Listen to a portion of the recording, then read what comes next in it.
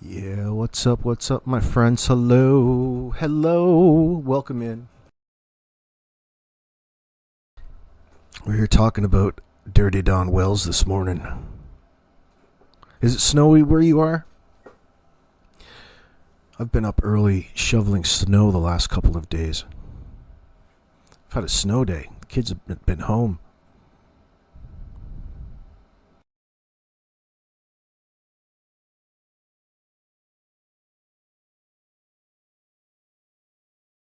Yeah, all the right people come in, all the smart people, of course. The Summer Wells case. No end. There's no end of idiocy in the comments section sometimes. That weirdo Marie O'Sullivan, I finally banned you, by the way. By the way, if you find yourself blocked or banned and you want to be unbanned or unblocked, you just contact me at stepbystepexploringvideos@gmail.com, because sometimes slips of the finger happen. But Marie O'Sullivan, I had enough of you turning my comment section into hate for everything. Why do you even watch? Why do you even partake?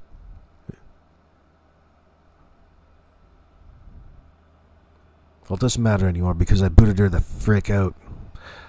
Hiya!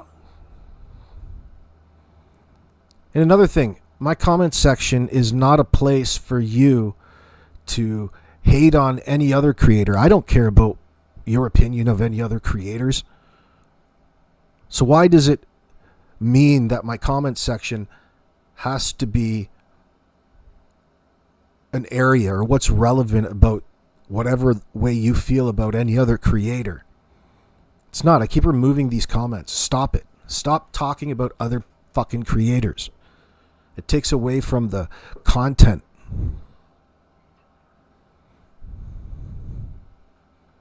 Go let them fucking know. Go let them know how you feel about them. I don't care. But somehow people get in their minds that based upon whatever opinion that they have at that moment in time, which is ever evolving, it's somehow relevant to how authentic the information is or the piece of info is that people are talking about or the individual's talking about. It's so stupid. Whatever the reason is, keep it out of my comments. Fucking ridiculous. Heaven's sakes. So hard done by.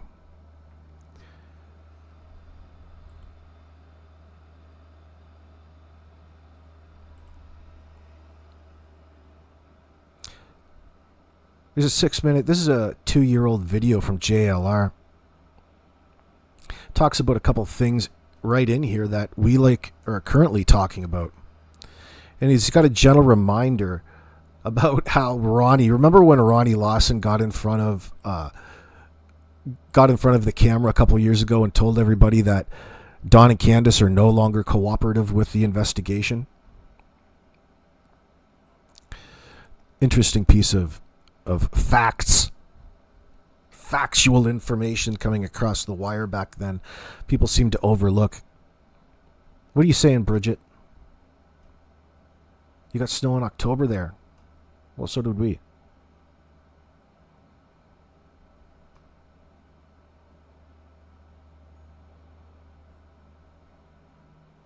Let me see here.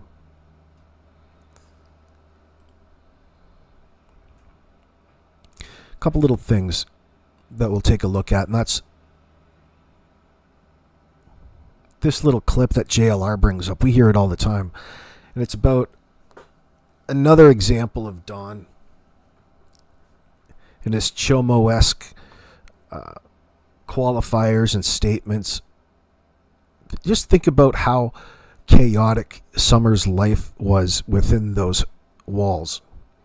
Where one, she didn't have a bedroom. She never had a bedroom, and they sit there and tell you these things in conversation just in passing. Candace and Don.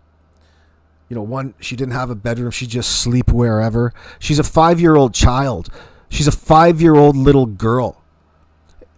And Dawn describes her as, oh, I just couldn't say no. She was begging to stay in our beds every night. Think about drunken and high Dawn Wells and Candace sleeping with Summer for 5 years straight, and him normalizing that and admitting that to you. As though that's an okay thing. Well, first of all, you overlooked, it's probably not even in their vocabulary about milestones for their children or any sort of child rearing.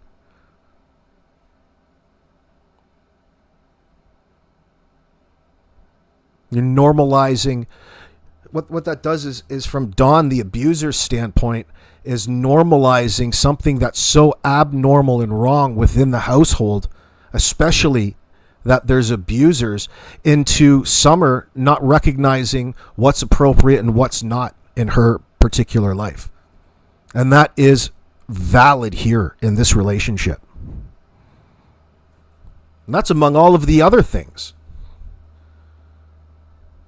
That one sticks out in my mind so much about, here's a little slice of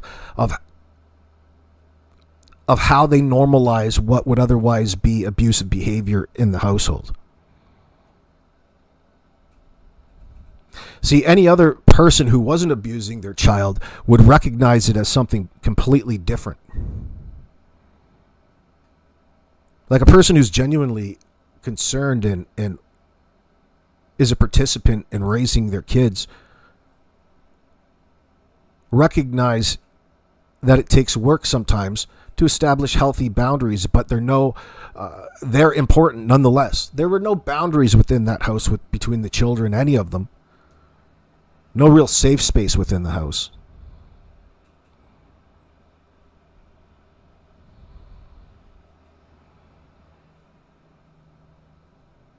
Yeah, there's all kinds of little anecdotal stories like that, Lori. But I'm talking about specifically the ones that Dawn and Candace admit to and talk about. Those, in my mind, are more important to start with. You can introduce others because there's reports. Jody Sue's talked all about it. All kinds of things. And it doesn't matter just because you like or don't like Jody Sue or don't like JLR. Doesn't mean the information isn't good in that sense. Isn't appropriate to talk about. Anyway, I'll get over that. I'll pass. I'll move on.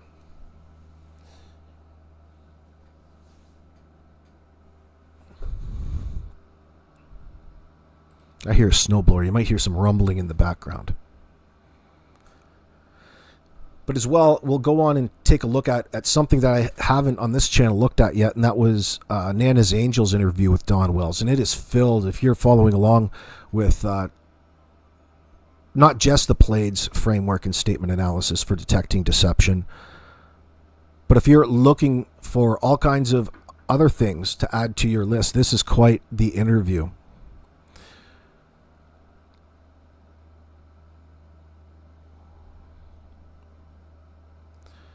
Did I pull up? I had a little something prepared here. Hold on.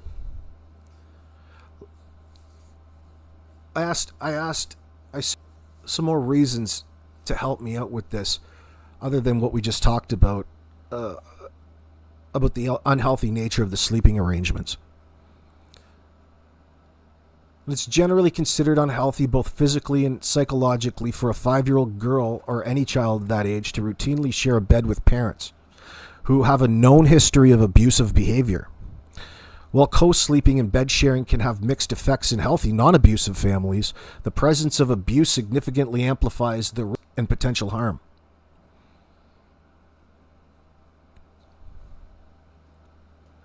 There's a heightened risk of direct physical or SA. Abusive parents may exploit the close private proximity during sleep for harmful behaviors, including physical harm or inappropriate touching /SA. Bed sharing removes natural barriers like separate rooms that could otherwise provide some protection or deterrence. Think about all the great decisions Don makes while he's under the influence. Mr. Decision Maker, he's such a douchebag. Children in an abusive home are already at an elevated risk for various forms of maltreatment. Constant bed sharing increases vulnerability. Summer, no question about it, I don't know, the worst thing happened to Summer. We go back and recognize them after the fact, of course. Constant bed sharing increases vulnerability, especially at night when supervision from others is absent and normalized. Emotional and psychological trauma, exposure to domestic violence, yelling, or unpredictable behavior common in abusive households can cause chronic fear, anxiety, and hypervigilance in children. Sleeping in the same bed means the children may witness or experience abusive episodes directly, leading to sleep disturbances, nightmares, bedwetting, regression, like thumb sucking or emotional dysregulation. Long-term effects include low self-esteem, depression, attachment issues, difficulty trusting others, an increased risk of mental health disorders like anxiety, PTSD into adulthood. Children may internalize blame or feel unsafe even in rest time. What else does it say? Disrupted sleep and development. Even without direct abuse incidents, co-sleeping in dysfunctional families is linked to poorer sleep quality. That's the least of our worries here. More night wakings and behavioral problems like attention issues and withdrawal. Think about Summer's behavior at church. Think about the lack of boundaries that she really didn't demonstrate. That was, she was always crawling up on strangers, other people, especially people that she found attractive, like other women, not just physically attractive, but went the extra effort to make themselves using makeup and things like that in church, like Robin.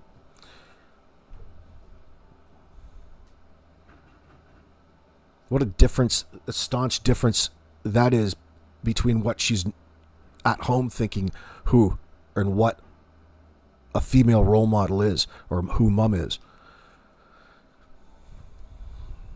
In an abusive environment, the arrangement may reinforce dependency or fear-based attachment. Fear-based attachment, making it harder for the child to develop healthy boundaries or autonomy. And normalization of unhealthy dynamics.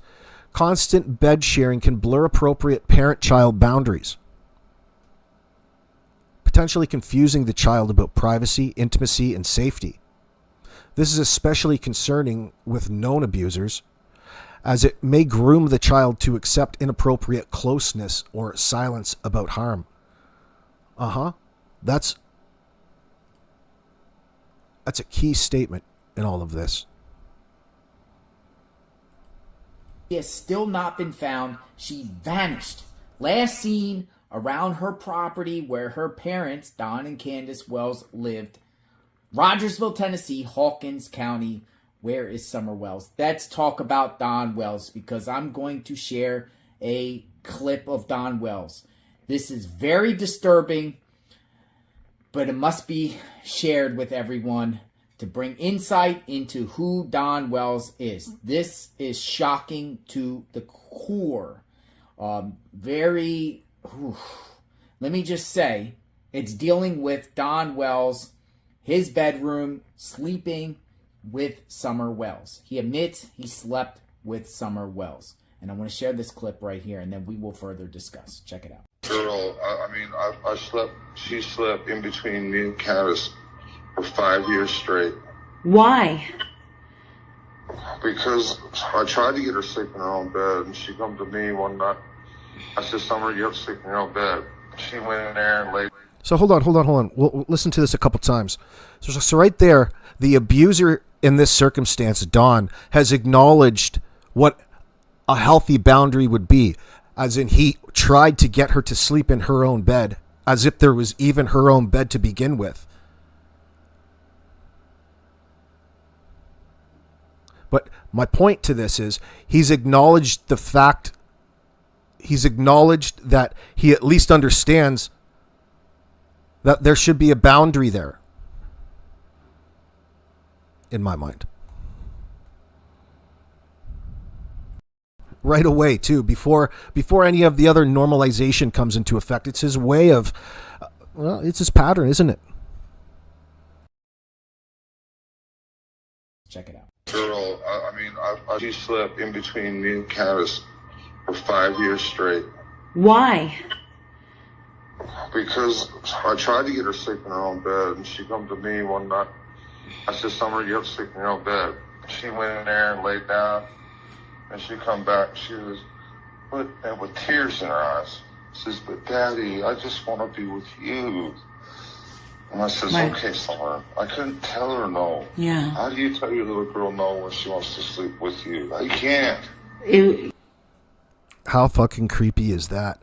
How can you tell your own 5-year-old daughter no when she says that she only wants to sleep with you?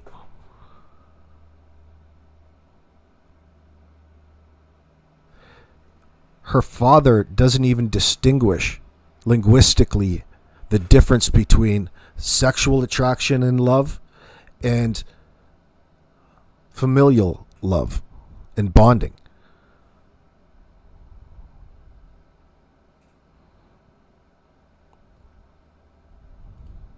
I want to be with you.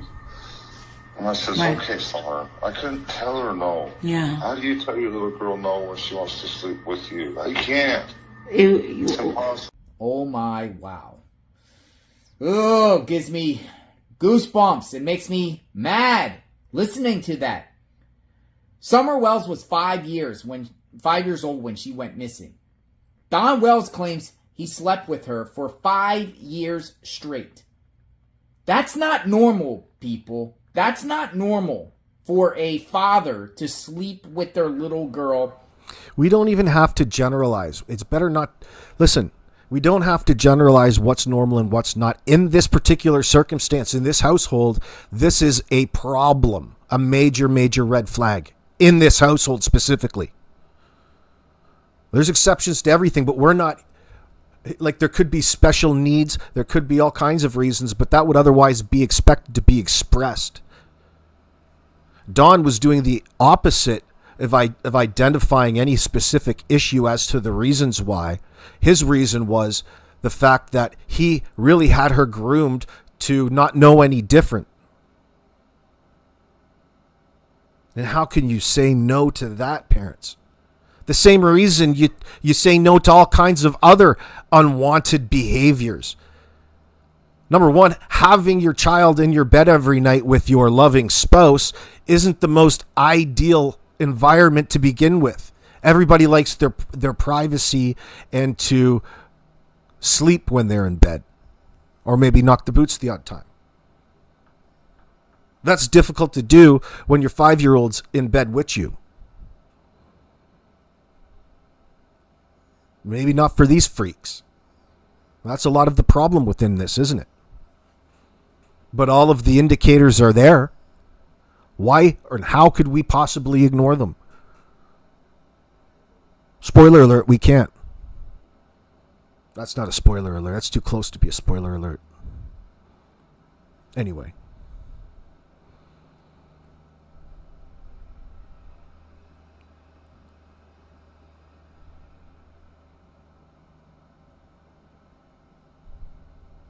From the time they are born all the way up to around when they went missing. What is going on here? Could that have been a motive for Don Wells to do something with Summer? I say that because Don Wells is the prime suspect in the disappearance of his little girl, Summer Wells, and he is not cooperating with the investigation. Either is Candace. I'm going to share this clip with you right here of Sheriff Ronnie Lawson, who is investigating this case, saying that the parents are not cooperating. Investigators say Candace Bly and Donald Wells are no longer cooperating with the investigation and vanished. Last seen around her the investigation into the disappearance of their daughter, Summer Wells. Are they still cooperating? No, they're not cooperating right now. They have attorneys. Yeah, the no longer cooperating. When the hell did they ever begin to cooperate? In other words, they've been misleading investigators the entire time. That also means us, you all, the public.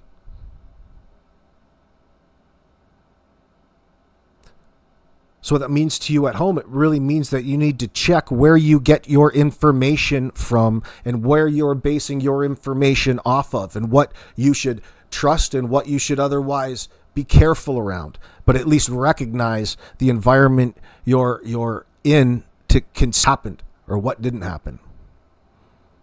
Every step of the way, we've been misdirected by these stupid ass interviews by Candace and Chris McDonough. I love Chris McDonough, and I don't take away from the fact that the interview wasn't important. It was.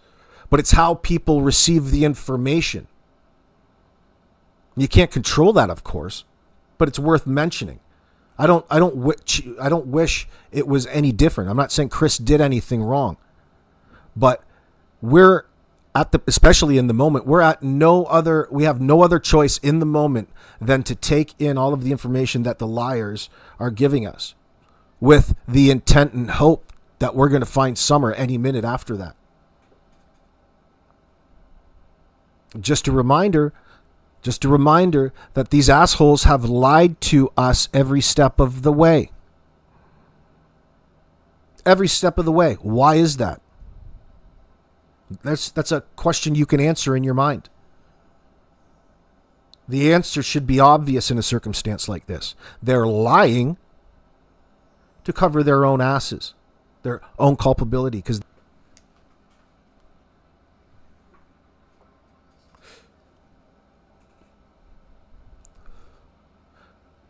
think about the cockamamie bullshit story that they gave us in the public 2 weeks after she went missing on WJHL.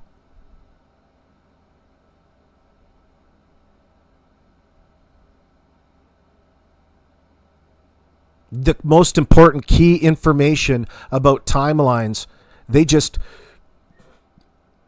disregard, avoid talking about at any point in time, especially months and years after, which is so fucking bizarre because your memory would have sharpened up. The fact that they just want to carry on this shtick as though they can't exactly remember when they're backed into a corner or something gets a little uncomfortable for them.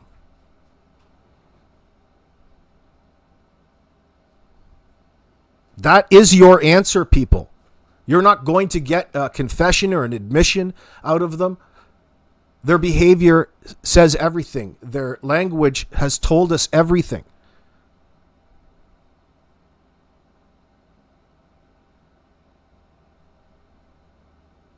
There's no reason to include strangers in this circumstance. At this point, from our perspective. There's all kinds of information that should be easily answered that people are still talking about over on other channels.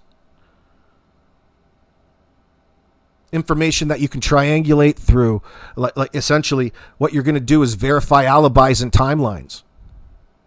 But yet people are still want to take it and misunderstand what is being talked about to identifying the obvious discrepancies and vagueness in Dawn Wells and Candace's timeline, especially of the afternoon of June 15th, into not being at work at all, and this automatically meaning that it takes away from the importance of the inconsistency, this discrepancy at that point in time.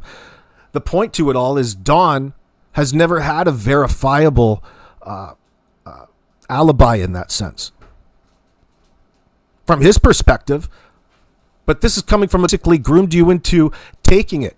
He admits to people, especially in the interview, which we're going to watch in a few minutes, several times, that he's lied, undermining his own credibility, that he's intentionally misled, especially YouTubers, in order to fuck with people.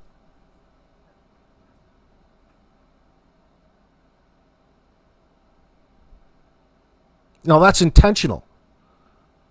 That's the ultimate move of obfuscation.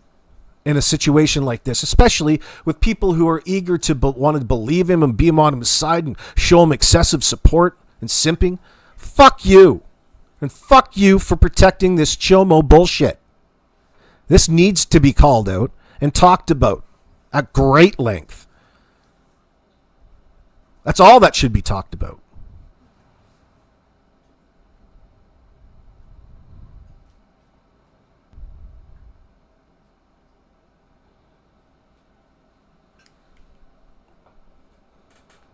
We're going to go have a look at that in a moment.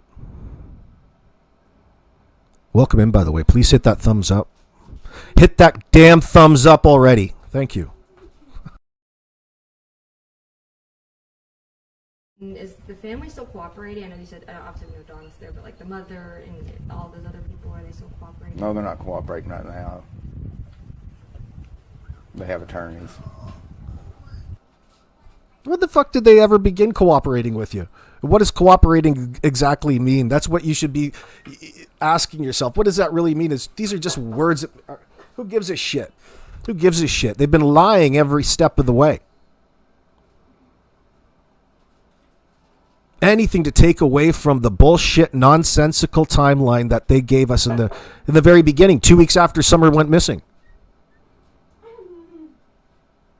You've had years to get your time frame down to a T, something that you could live by, and really it would look after itself, because that's what truth does. That's what the reality does. It speaks for itself.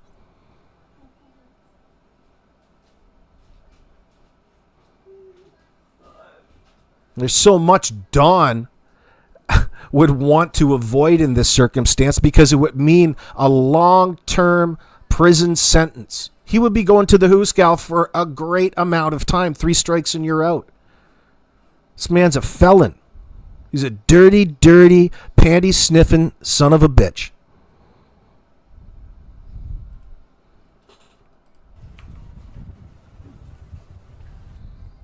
Now, I've shared that clip numerous times, but I'm going to remind you again. Don Wells. There could be possibly motive here, because CPS, DCS in Tennessee, it's called DCS. Other states, it's called CPS. Hold on. He makes a great point here, but what he's getting at, JLR, is saying that right up until the 14th, remember, it was difficult to verify any of this information, but it's coming. Well, they talked about it themselves. They talked about the ongoing issues, not just one out of the blue. They had an ongoing issue with CPS up there, but one of the most recent issues, not in totality, but one of them, because they take each individual report as a separate issue. So all of a sudden, Don wants to mix in a whole bunch of other potential things as being out of the woods. You know, they might drop all kinds of things, when they get a report. But this was a back and forth that sounded like it was going between Allison, Sherry, and Grandbun, True and Hunter, and Dawn and Candace. And there was intimidation by way of Grandis, like that old crabby bitch, intimidating Allison and Allison's kids.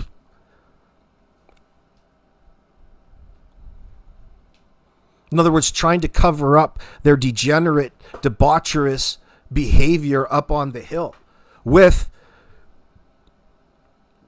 the okay from the victim's parent. There's that level of grooming going on with people who didn't otherwise recognize what we're talking about now in the moment.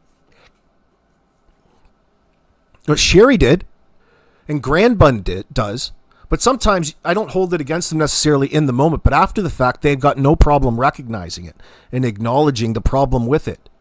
And in step, they talked about the conflict that it caused within their household between Allison and Sherry.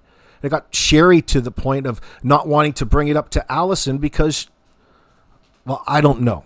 I'm not trying to be standing up for them in this, but there was conflict that made people hesitant to even speak about it after that, which would help protect the abuser, which is Dawn in all of this, and Candace.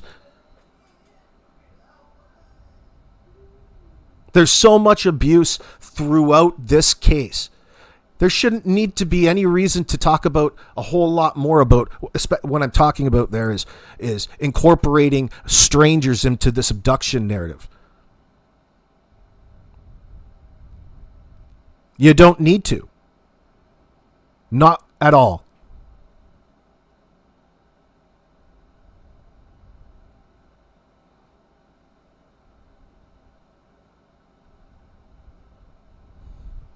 What's shaking, Wolfie? Protective Services, the agencies into kids, were investigating Don Wells right before Summer Wells went missing. It's interesting because Don Wells claims out of his own mouth that they were up there because his boys were around shotguns, and shotguns are around guns around the kids. But I think it could be something more to this, right? I think possibly was Don sleeping with Summer and doing inappropriate things with Summer. I say that with genuine concern here. And he was being investigated. And then suddenly, DCS was looking into the matter and suddenly Summer vanishes. The evidence, gone. Evidence of bad things to Summer Wells. It's terrifying considering that Don Wells has a 40-year criminal history in and out of jails, institutions, prisons, all across the country. Utah, Texas, Arkansas, Florida, Hillsborough County, Florida, Tennessee. Oh, Donnie looks horrible there. And there. You're a bad boy.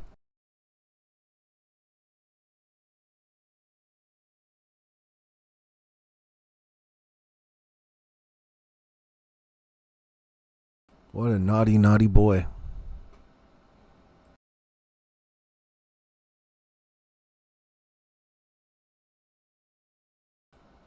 He's a kitty diddler, all right.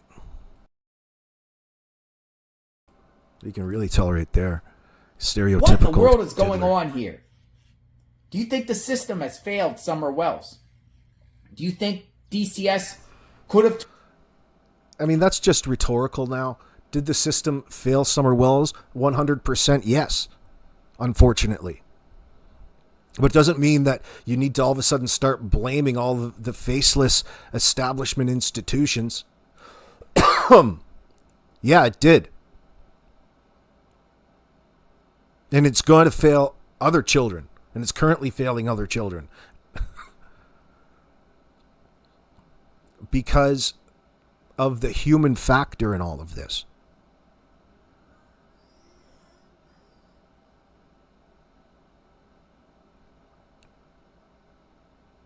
Because of the same reasons that, it's always really the same reason. Because you're always dealing with people who, it's not like you go there, investigate, and they admit to everything.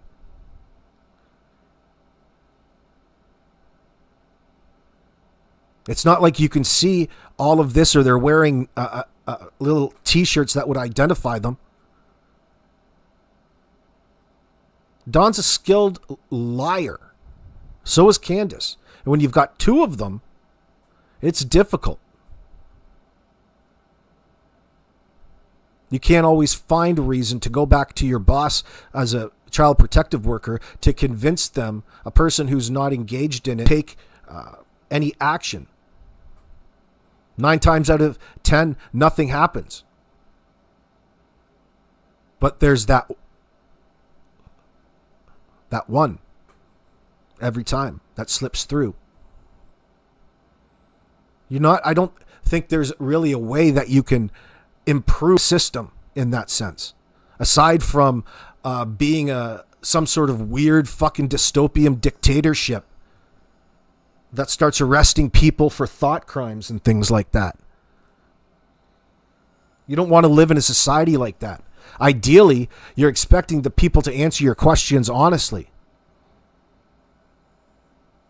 And that's where things go awry in this whole process, and the system begins to fail the children. You can't necessarily legislate any change. You can just hope to hell that the right workers are in the right places at the right time. It's an incredibly important job. And it's always filled by people who aren't even qualified, who have problems of their own, who don't stick around long enough. Because they're just using it as a stepping stone, because it is an emotional drain. It's a very difficult position to fill, I would expect. It's a lot easier to stick it out and try to be one of the management so you don't have to go to these people's homes and deal with the shit. It takes its own toll.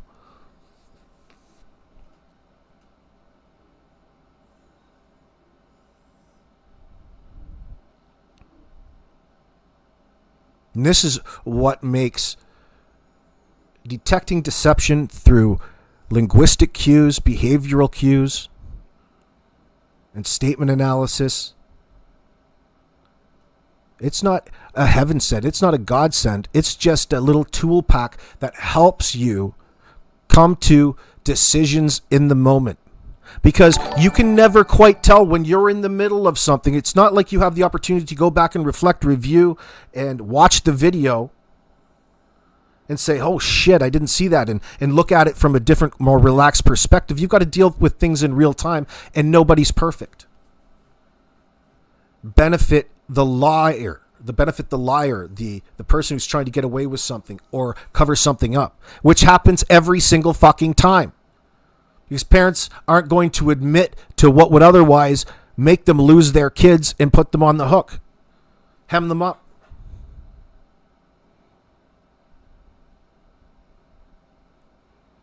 Barb Murray, you're a good person. Thank you very much for that $5 donation. Question Barb has is, why hasn't a grand jury heard this case? Will they ever have enough evidence? Absolutely they will. Detective John Pruitt has indicated that a couple years ago. Well, these things take time. How much time? I know. That's the next question, right? I don't know. Fuck, too much time. Too much time. However long it takes them to accumulate whatever they think that they need to convince the jury without a shadow of a doubt.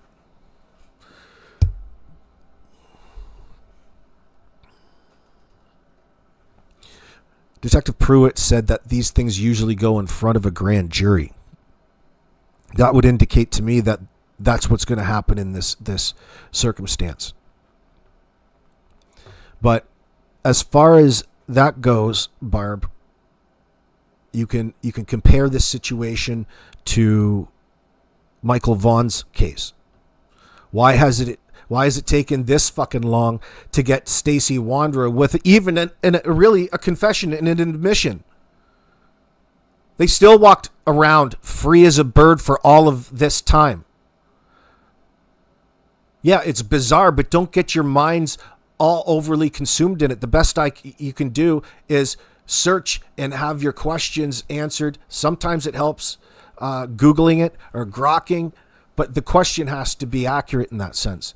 Because you have to understand, get to know how detectives investigate, what it is they need to accumulate in order.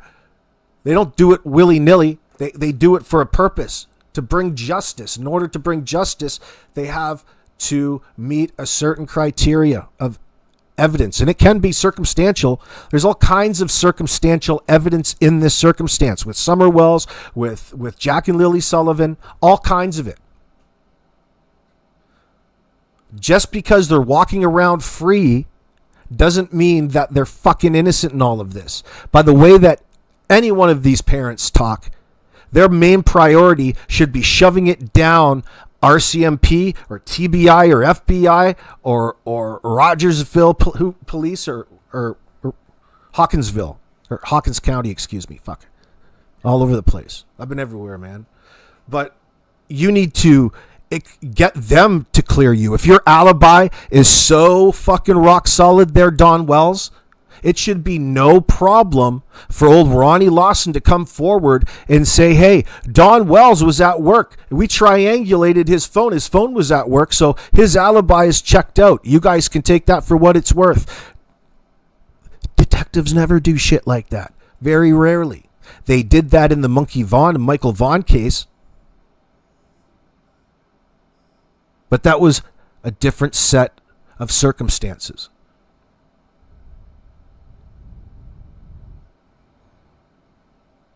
Why haven't law enforcement cleared the parents in all of this if they should be so such victims in this? Should they be so innocent?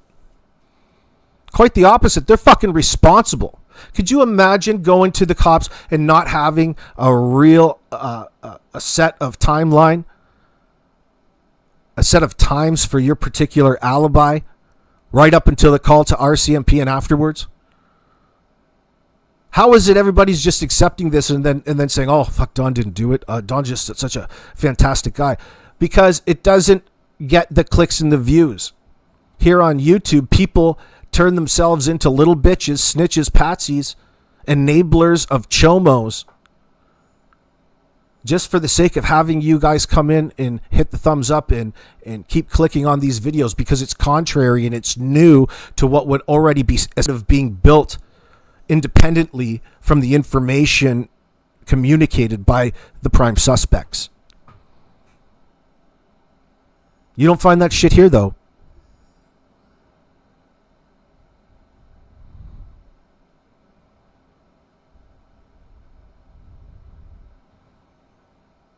It's a good time to forget what I was saying. Now.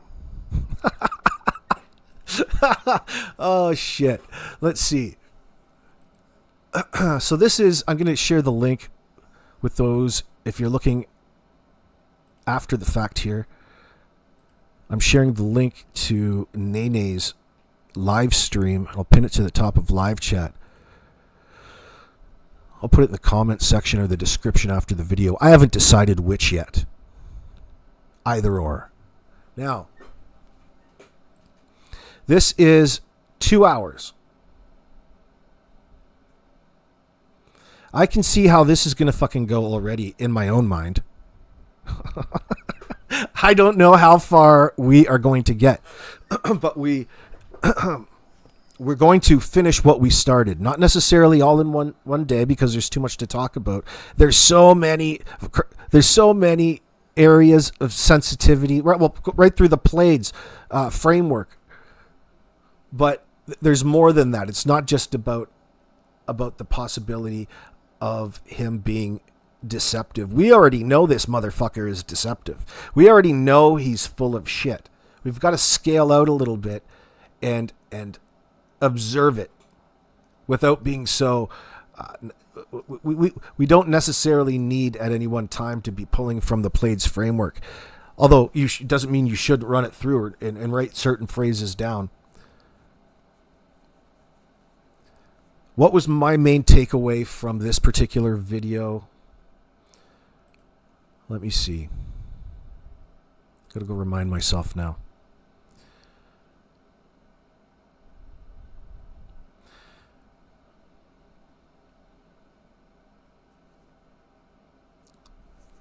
So the overall tone, let's see.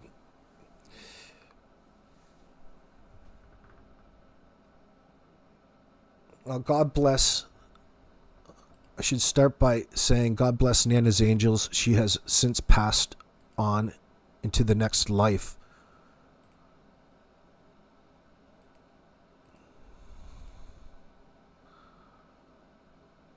So we'll try to give her the utmost respect. And she's skeptical in everything, but she has much more patience when it comes to trying to get some information. I did notice all kinds of weirdo questions that are in the fucking chat. So we'll try to ignore those that get popped up. I'm not naming any names, but the fuck are they talking about?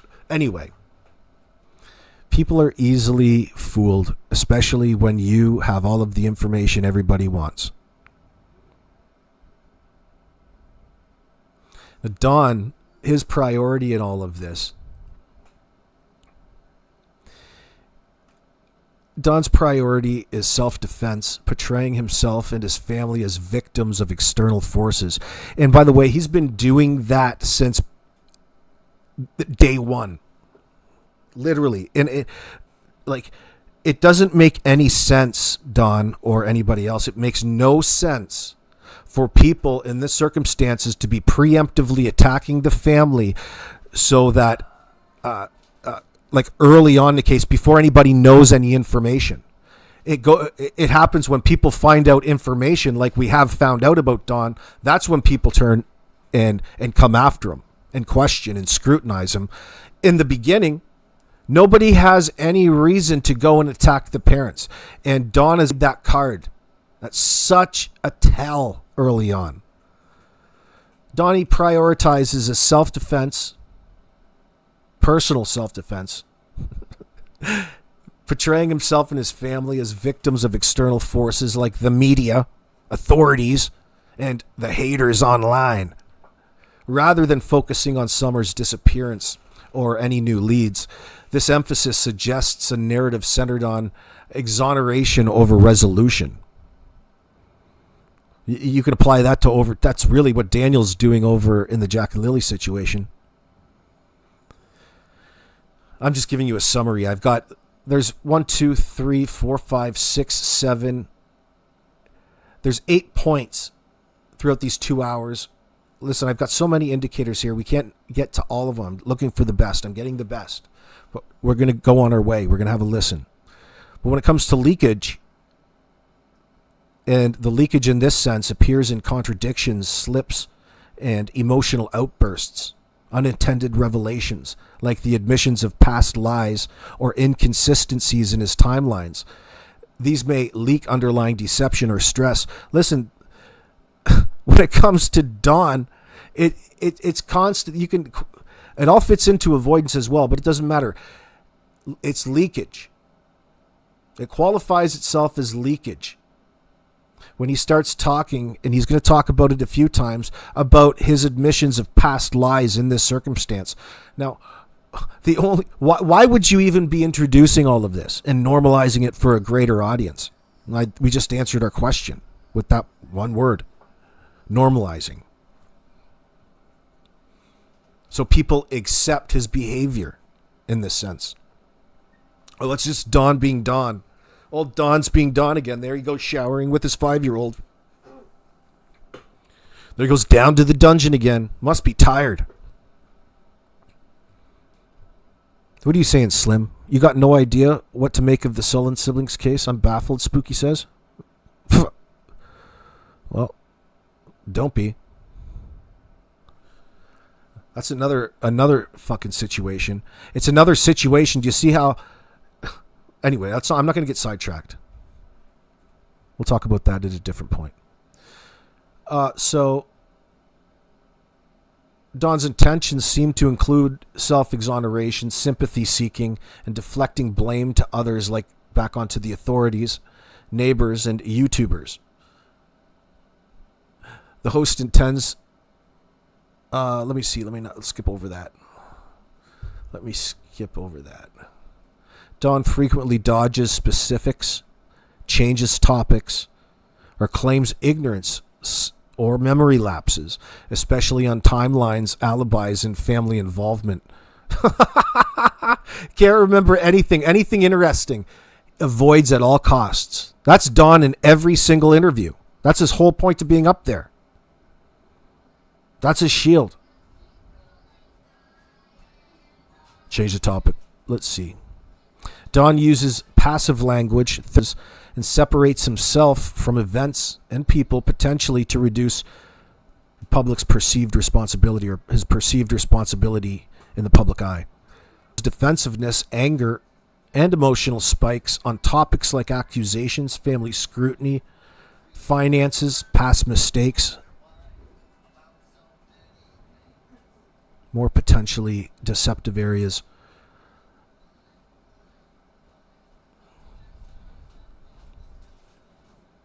Up here. You're froze. Oh. All right. Start things off so that nobody's in your ass or anything. Tell them you did call me up and cuss me out the other day, right? Oh, yeah. Called me everything but a white woman. That's true. Yeah. Did it piss me off, though? Oh, not much. It's fucking a nuts statement, though. The statement's still sticking in my head from my... Think about the Jack and Lily situation. Daniel is 100% responsible for whatever happened to Jack and Lily. Absolutely. And if you're not, you can fucking well prove it to me by this point. That goes, he's had every opportunity here. You have every opportunity to clear any sort of allegation out there. And you continue to want to obscure and play fucking games. Reinforce a point that is a red flag to begin with without actually recognizing it for what it is. It's not anybody else making the mistake. It's you, Don. You, Daniel. We're not the motherfucker just had kids magically disappear from our houses. You are.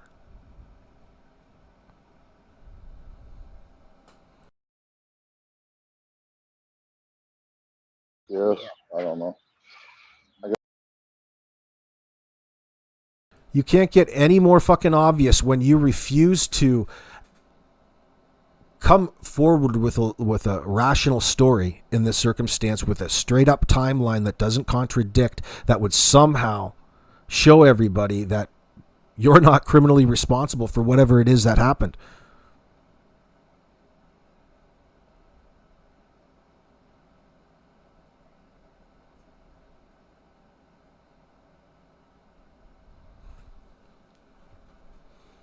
When it comes to Dawn, Ronnie Lawson wants to know why you guys didn't call 911 that you last or discovered her missing, which would have been, according to your story, somewhere around 3:30.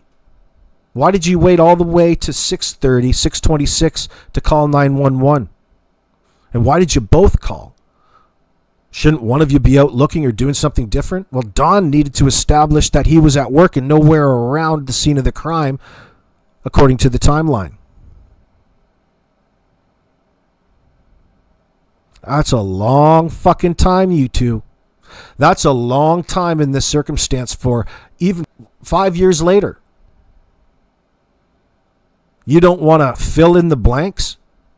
And you want to cruise under just not remembering? That's not good enough in this circumstance. That ain't going to be good enough for the grand jury either.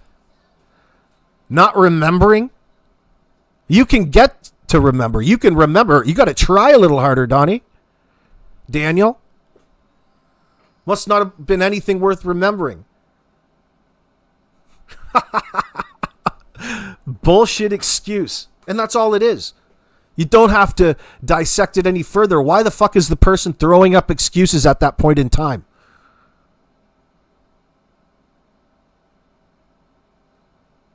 You couldn't look any more guilty in this circumstance. You're just really, everything is just an effort to make, it's an effort in vain. You're really trying to convince people that you didn't do anything or bring harm, and you're not responsible or culpable in any way to this circumstance. But yet, you speak on it non-fucking stop, Don. Protecting Candace because you love her? Please. Nini, you can't even hold that against him, because that's one of the points. He's telling us in this interview that was just his drunk speak. He was lying. He was playing around, lying to Molly Golightly with those 7 alibis. But I know that you're not holding him to that being a truthful statement. It's an exaggeration, obviously. All you need is one alibi now, isn't it? And that would all constitute as one alibi. Telling people that you have 7 different alibis would otherwise be an indicator of deception. You don't need 7 alibis unless the people that you're telling the alibi to don't believe the first one. Then the second one comes in. Then the third one. If that doesn't work, then the 4th one. Then you'll try the 5th alibi. Then the 6th and the 7th alibi. That's not a strong defense. That's just you desperately latching on to your own bullshit. That's what 7 alibis signals. All you need is an alibi. The truth.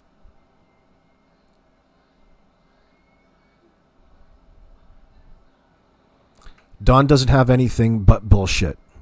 Why don't you have Ronnie Lawson tell the fucking world what your alibi was on your behalf? Why don't you have the TBI make a big announcement about your alibi that day? That would help you. Not sitting here trying to convince and beg everybody that whatever information you can barely fucking remember, who knows if you're fucking with us or joking at this point in time. Who knows now? Your credibility is so shot, Don. You're such a bullshit fucking liar.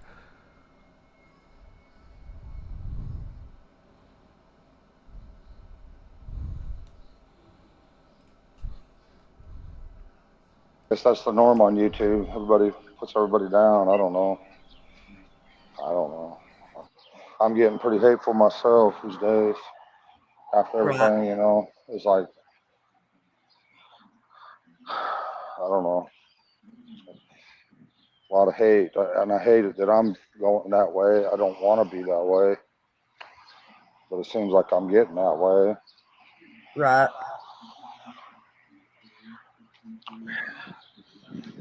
Oh, all right. So before we get started, is there anything that you want to say? No, I've said pretty much everything I've had to say. You know, I hear a lot of people, you know, talk. You know, like they know that we're guilty and stuff like that. You know, and you know, it hurts my feelings some. You know, but we have people, you know, that believe in us. So you know, it's Right. you know, there's nothing we can do about it. There's nothing we can do. Right.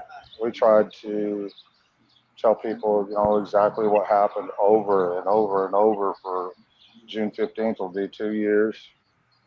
And it don't do no good.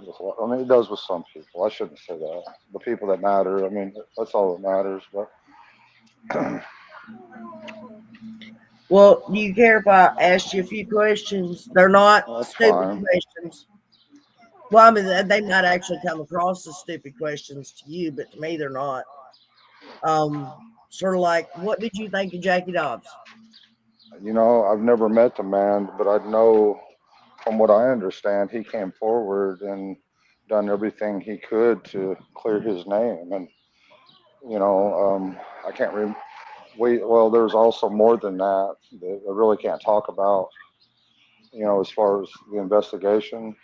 Yeah. But he really come forward and, you know, he was going through, I know he's going through a divorce and some other things. And we really don't think he. Shut your mouth for a second, Don. I don't understand what you're saying in my chat, Roxy. Why are we allowed to bring up any name bar Andrew or Hunter? I don't get it. It's about Summer Wells. Please enlighten me. I don't know what you're talking about.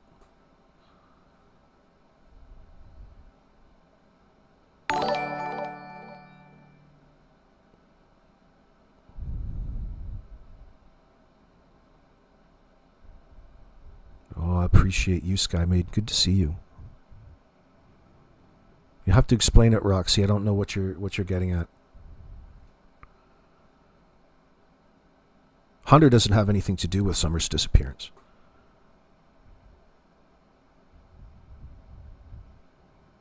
And if you're thinking that, you probably don't know enough or have seen enough or been around the case long enough to recognize why you no longer think Hunter is involved in anything. The only way that you would think something like that is if you were just getting to learn the case. You don't know anything else. But I don't know what you specifically mean at all, Roxy. Had anything to do with Summer's disappearance. Okay. But what about? Really, yeah, go ahead. What about Damien? So I've got somebody that really wants to know your opinion about Damien. I don't know who Damien is. Damien, Jody Sue's son. Did he get along with the kids, or did as far as I know, all I know about him is he sat home and played video games all the time. That's all I know about him. I mean, well, there was a picture of him at your house in the pool with Summer. What? Yeah. No, I didn't never see no picture like that. Guys, does anybody have it? He would never come up to our house. He might come up to bring a message for Jody Sue or something. But No, you can take that shit out of my chat, April. There's no agreeing to disagree on Hunter being involved. Get fucked. You're not turning my fucking channel into this misinformation based off of your ignorant fucking opinions about the case. All right? You're not talking about Hunter like that in my fucking chat. He was a kid during this, and the children need to be protected in that sense.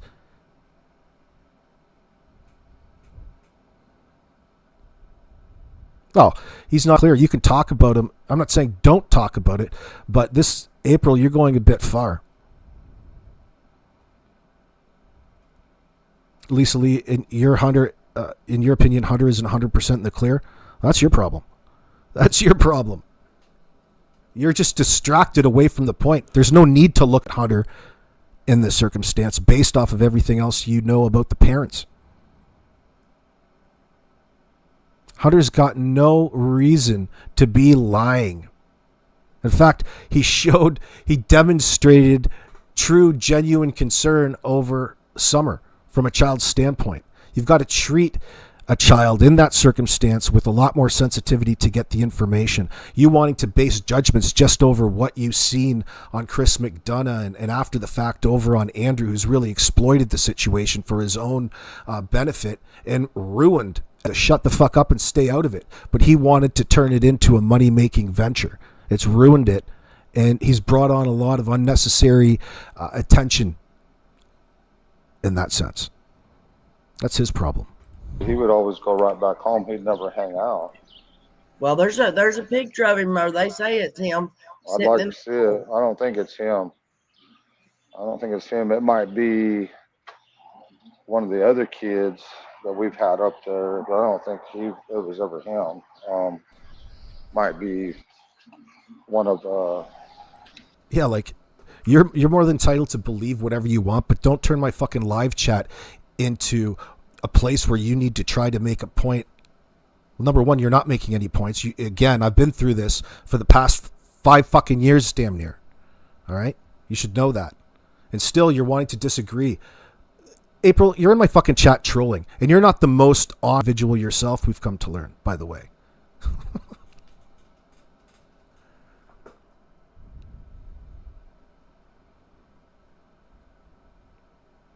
Is that right, April? Get the fuck out of my chat. I've banned you more than fucking once. And this will be a pleasure. Get the fuck out of here, you douchebag fucking liar. This bitch tried to gaslight me through a bunch of bullshit fucking pictures, email historically. Now you're wanting to be my friend in my fucking chat? Well, we're going to agree to disagree? No, there's no agreeing to disagree, bitch. You scumbag.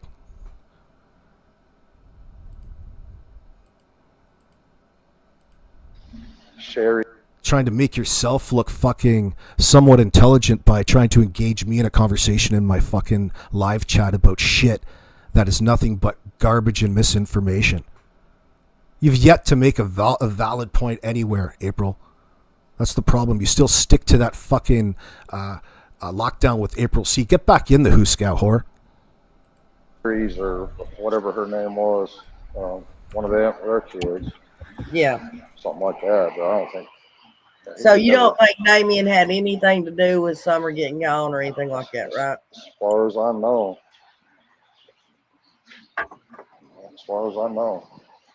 But there's so many. You'll soon come to find that the people who bring up Andrew and Hunter have their own little fucking reasons to continue on the circus, begging for people to give them some sort of fucking attention.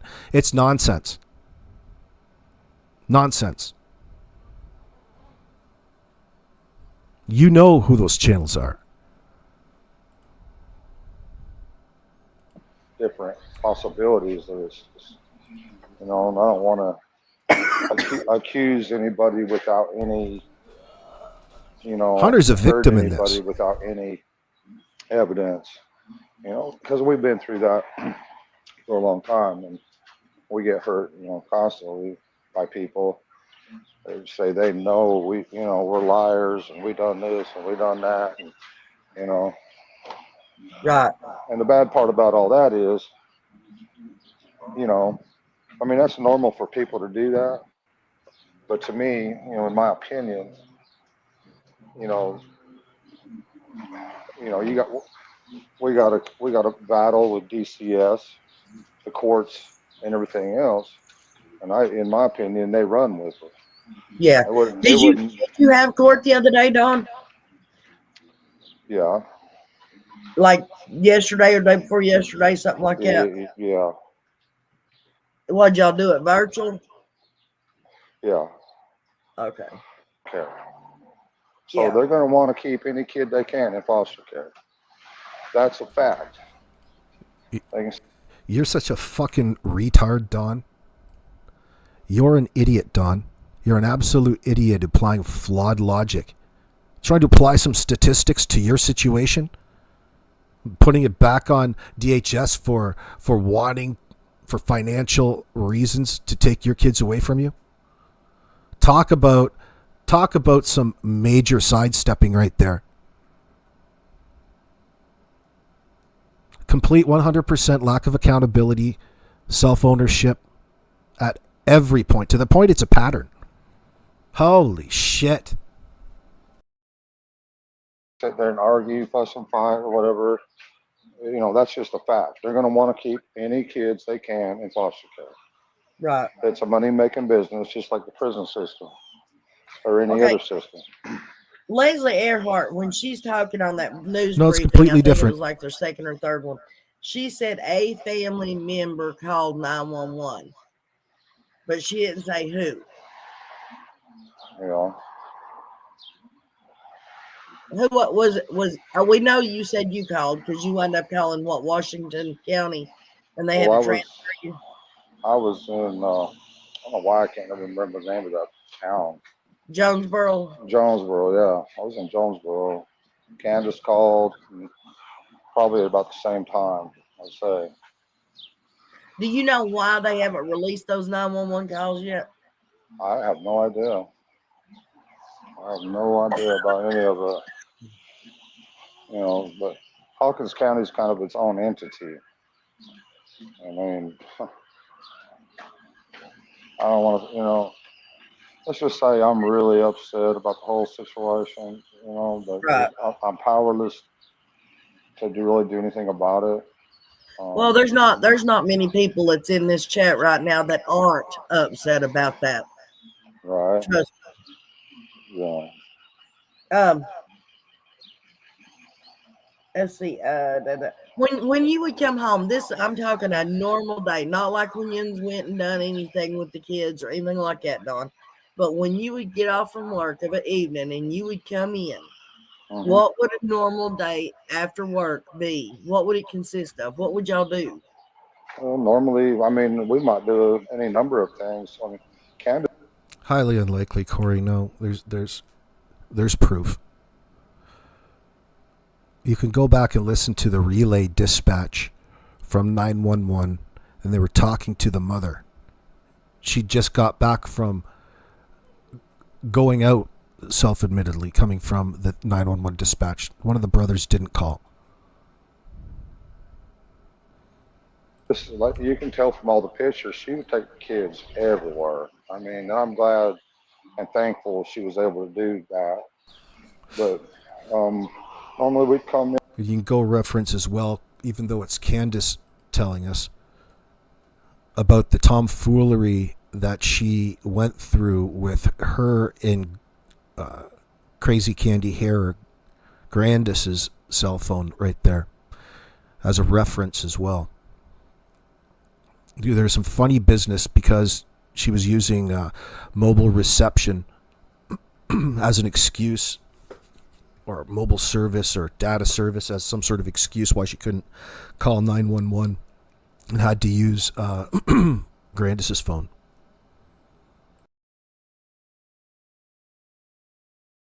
And in the summertime, a lot of times we just build a. The boys is another scenario is worth mentioning, an area where they avoid at all costs. They speak around the boys. They just place them during this whole time in front of the TV watching Fortnite on YouTube or Roblox, watching video game videos in that sense. Which I have a hard time believing. I'm sure the TV was on. But one, it's not very big of a home. You would think that they would be doing other things, but who knows? How would Don know? Remember, he was supposedly not around at any point.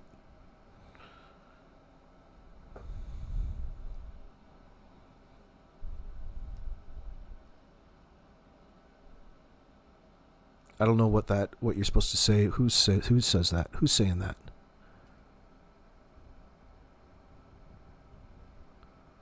Is that Omar? I can't read that. Whoever you are, 555, don't they usually play both ends of call? I don't know what that statement means. No, they're withholding the 911 call. And the most logical reason for that is because they're trying to solve and figure out what happened with uncooperative main suspects / witnesses, parents in that sense, out talking, contradicting their particular call. They hold it back as a piece of information, as a baseline in that sense to the whole reason that they're basing all of their decisions off of, because this is the particular report. They've got the 911 dispatch out there, but not the actual call into 911.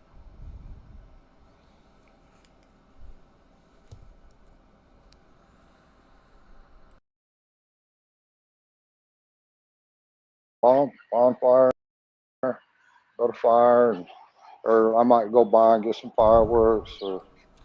And they'll protect it to keep it admissible in court in that sense. So they'll protect it, and it'll come out in discovery or during the process or even in the grand jury. It probably would come out, but it has not been made public. Don, why don't you beg Ronnie to back your alibi up? He should be able to verify that fairly easily, shouldn't he? Whatever, and just I might have a few beers, Fucking panty sniffing bitch. Pretty good time, really, Yeah. Trust me, I know how it goes. I raised 8 of them. And that's what we did a lot. Oh, fuck. Slim, we've got a whole laundry list when they come, including Stacey Wanders. The channel will have to change formats. It will be when the proceedings start and court starts, there's all kinds of new reasons to make content about them. Now it puts in perspective everything that Don and Candace have come. For example, I'm using Don and Candace as an example. It gives a reason to go back and look at things in a different frame of mind, right? You're at a different point. Oh yeah, that'll be money. From content creators' standpoint, that's plenty of AdSense there, because there's all of a sudden a new heightened general interest about it.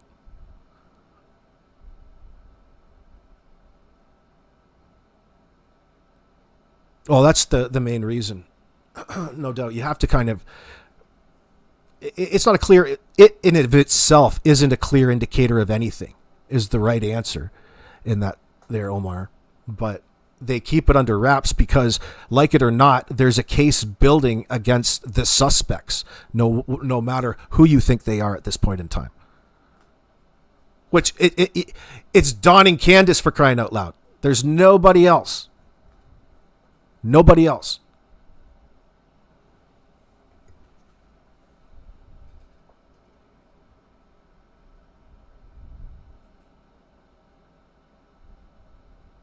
Spooky Lou, she wrote that she was fearing for her and the kids' lives. Oh yeah, that October 2020 incident, right? And that he physically and verbally is abusive. So to all of them, well, she had to say something, right? You have to have a reason, and she had to spite a reason, I'm not saying that it's not true. Of course it's true. It's probably just one of many incidents. Think about all the ones that weren't reported or just the common everyday living situation around there. It's not exactly ideal. They have to stay fucking hammered all the time. They're always coming up. They're always coming down. Why would she say that then and then take it back if it wasn't true? Well, that happens for many reasons, Spooky. That's, for example, it's part of, if you were to look at it in if you were to look at it in the perspective of an intrafamilial abuse cycle, which you can, it will look something like this. Let me see, I think.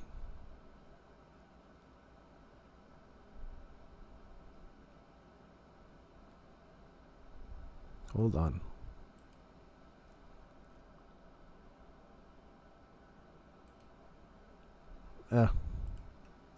If you were to look at it in a way of, it's just part of the process of cycle of the abuse within the family home and the violence that is present between Don and Candace.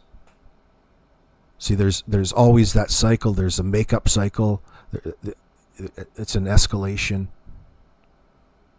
What's up, Cindy Clark? Good to see you.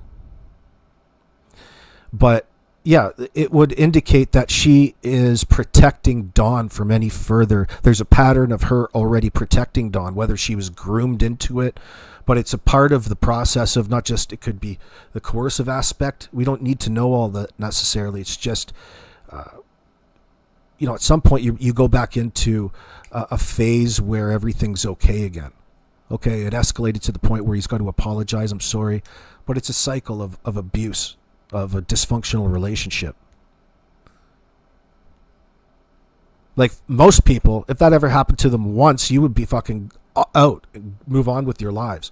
But in this situation with Dawn and Candace, there's some weird, bizarre things going on. First of all, she's 20 years younger than him. Birthing out all these kids of Dawn's with no, real sense, no real care in the world. Like, I'm fairly comfortable to say that these are probably two of the worst parents that I've ever witnessed. There's no possible way that anybody could call me a bad parent after I've seen Dawn and Candace. I know that in my own mind. So at least there's that in my life. You're controlling drunk. I think it would probably be safe to say that there's a control factor to the relationship. Absolutely, he's a jealous individual. She's identified in other areas, other interviews and discussions, that Dawn's controlling. We've seen the pattern of her protecting Dawn, especially from that statement, and she didn't want to pursue or she wanted the charges against Dawn dropped from law enforcement. They were just going to charge him anyway, but she wanted to go ahead and drop those charges. She spoke on his behalf. That doesn't mean that he's a fantastic or none of it didn't happen or it wasn't true. It doesn't say that at all. Yeah, in fact, it was true, but as the victim in all of this, she wants the charges dropped so that it doesn't further impact her harmonious lifestyle within the 110 Ben Hill confines. It just speaks more to the type of dynamic that Dawn and Candace have at this point in time, seeing how Summer is now missing. And the same patterns of protection are going to be there. We can refer to that.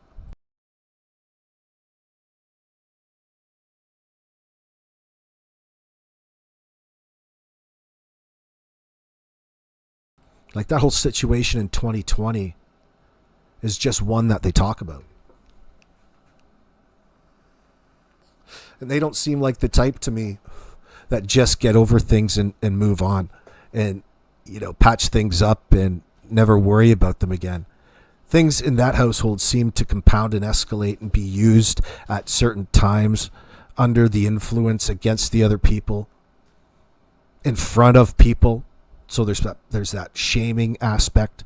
There's that control nature that we saw, especially on Molly's panel when they started fighting about the 7 alibis. It's most famously been termed. Yes, Sky Maiden, you know what the cycles are about then. Everybody would recognize it. We have all dealt with either alcoholics or alcoholism. That alcohol is bad shit, dude.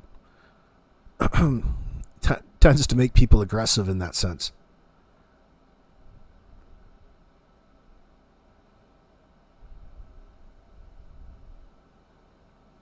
Dawn said because she realized she made a mistake. Yeah, well, that's a great point. Use your chapstick. That's a great observation. Dawn said because she realized she made a mistake and she apologized, implying that she was the one in the wrong. Right. It would indicate that there was probably some coercion involved or some grooming, some convincing. Dawn's really seems to be really good at that, trying to sway and change your mind about what would otherwise be obvious, especially when it comes to his own behavior. Yeah, Candace realized she made a mistake. Still no accountability. He's got a real pattern for that, not being, not taking any sort of accountability for any of his actions in life, whether they be not criminal or otherwise. It's just not in his nature. What a fucking bizarre trait. See, that's a mistake on his part. We're mistaking Don being a liar of quantitative, of great quantity. He lies all the time, but they're not very good or well thought out, which tells me that they're out of desperation in that sense. He's not good at it. He's just good enough. That's all you need to be when you're dishing out this much bullshit. It'll be a way of just, that's his thing. Putting it back onto other people. He puts it back onto Candace. She made a mistake. Well, it wasn't you coming home and pulling your gun, and the whole thing wasn't a mistake. You didn't take any sort of accountability. It tells me that nothing ever gets resolved around that house. Nothing. How can it? You might say it. You might say it just for the sake of other people, but you've got a real problem already. It goes far beyond that within the 110 Ben Hill walls. Like, it's not exactly a loving environment. They're using these substances to escape even further from it. They're not using these substances because they love one another. Oh, what a healthy fucking family. What a great family environment. You guys are just so caring. You guys are fucked. You need to be in jail, douchebag Don.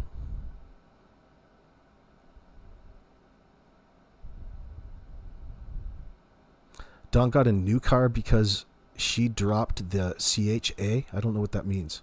What you're trying to say to me there, Margaret. Love is blind. There's no love in this household. There's no love in this household in the sense that you and I are talking about it. Their love has everything to do with their debauchery, their sex lives. And they've got their sex lives blended in with the sleeping arrangements of their very own children and the lifestyles that they lead and they would otherwise recognize as normal or not harmful. Very difficult for people who are asking questions to, on the child protection side of it, to detect that when they don't otherwise, if the kid doesn't otherwise recognize something to be normal, they have nothing to really complain about in that sense. That's what Don is deep in. And the same sort of tactic applies to the general public in the way that he convinces or attempts to convince people of stuff and issues that you can't really otherwise change, but he still tries. And some people believe him because they want to believe him. These are how abusers and psychos get ahead, because they get the benefit of the doubt by the people that they need to fool in the moment.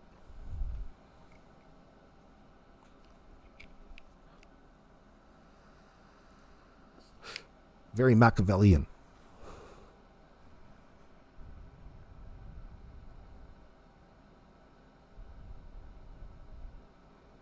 You know it, Roxy. Something very untoward. That's right.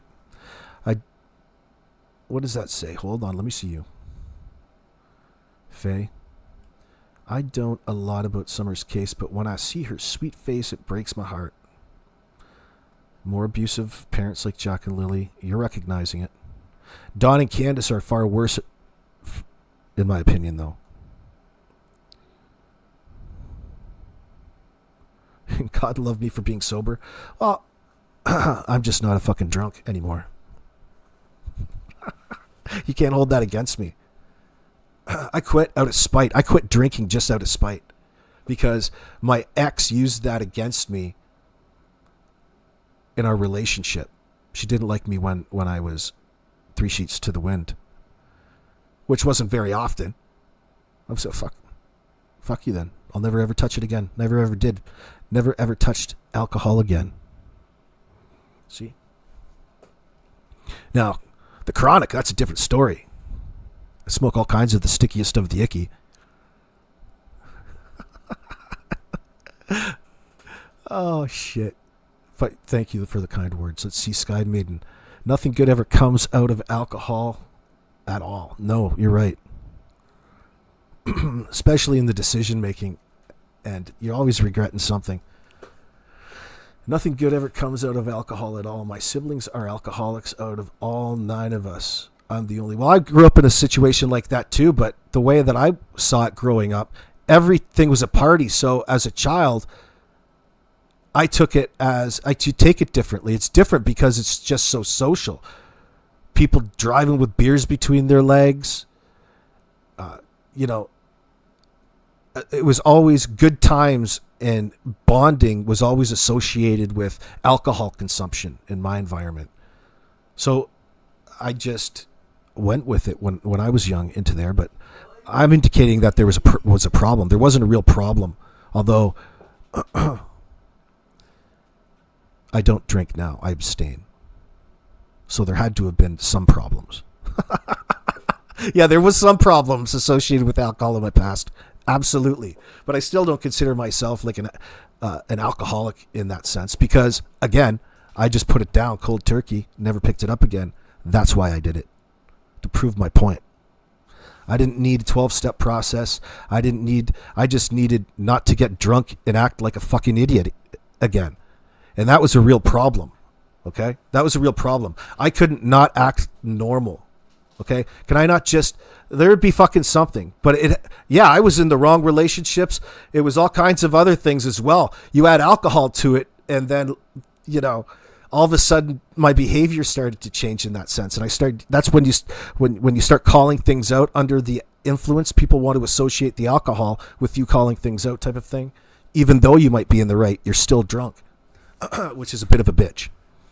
So you can see where it confuses some things, right? So again, I had no problem just to prove my point going cold turkey. Fuck it. I'm never drinking again. And I'm serious this time.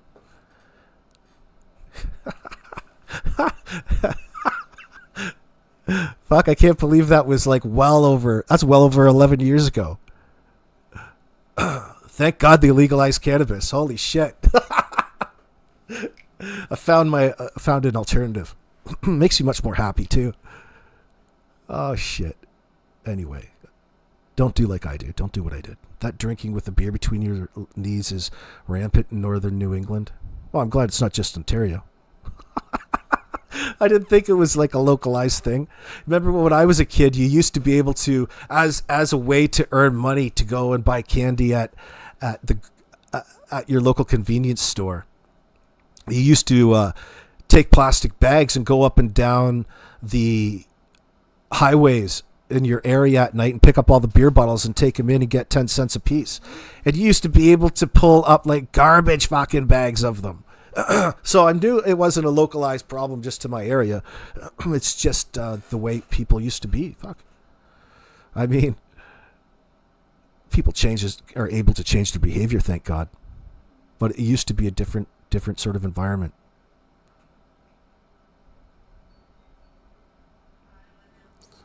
There was a time you couldn't imagine. Why wouldn't you drive? Think about what the Lincoln. Remember what was that, a Lincoln way back in 1976? They used to make a Lincoln that's just made for drinking and driving, baby. You used to spin the passenger seat around, and it used to have like a corner sofa in the back seat and all kinds of room to stretch out. and have a whole fucking bar back there. So, I mean, you can see the contradictions, right? I can't remember what kind of Lincoln that was, but I'm pretty sure it was Lincoln that made that. Anyway.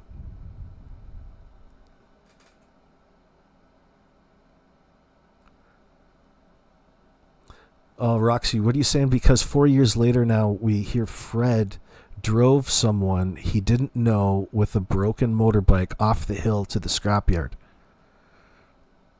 Yeah, listen.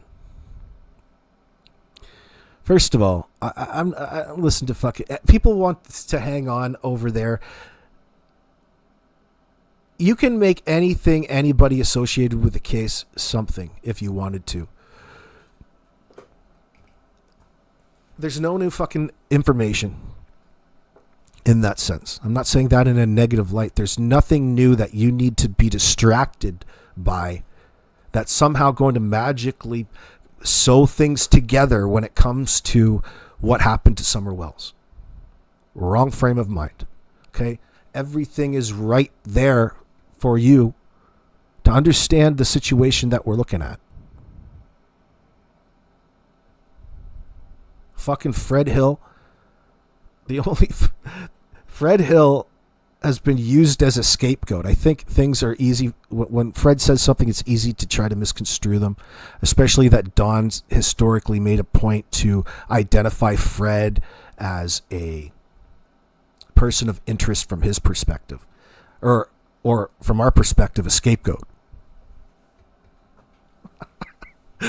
That's a scapegoat. Who knows? Like, it depends how hard a person wants to scrutinize this, but you have to know some things before you start scrutinizing them. Things that we're not going to know, and you should be happy with not knowing them yet. Like, at some level, maybe Fred is involved. Not in whatever happened to Summer, but maybe Don stole something from Fred's. And it somehow is a piece or has some evidentiary value to the whole scenario. Who knows? I don't know.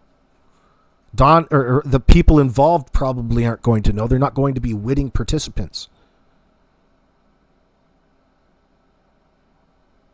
Don and Candace have tried to make everybody unwitting participants to their fucking conspiracy to continue to cover up whatever happened to Summer. They're actively trying to make people accessories. If you wanted to scrutinize it to the extreme in one end, but we don't need to. Again, we need to zone in on what makes them criminally responsible in this circumstance.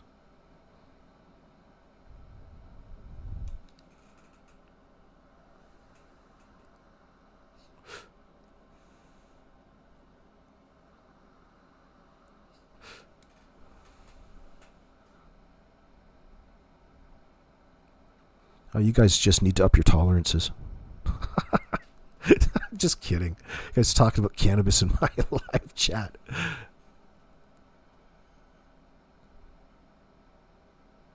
What are you saying there, Slim? Fred claimed the first day missing, the Wells was trying to set him up. Yeah, I've heard him say that. And they were. No, in Dudley Ajan. You remember, for many, not all of you are going to remember, but you remember if you were there in the early stages, you remember exactly what it was like going through day by day of the silence, and then slowly but surely each day was a new piece of information for them to use to fuck with everybody out there. Every step of the way. Now when you look back, you don't see all of that. You don't get a good feel for that. You take that for granted.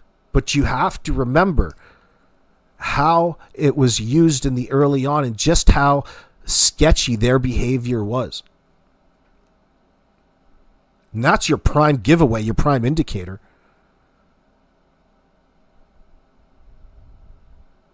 But from the actual investigators' standpoint, they still have to go through and do a concise investigation and go through the processes regardless. And no, you don't need to be updated, nor do I. We can only do so much, but the good parts about all of this if there was such a thing, in the sense of figuring out what happened to Summer, is all of your answers are right here in front of us. We don't need to be in a state of wonder. If you are in a state of wonder, you've been listening to Don and fucking Candace too much. Maybe you should go try a different genre, perhaps.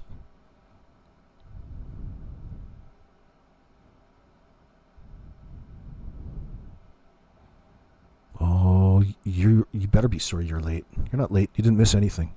We're just shitting on Don.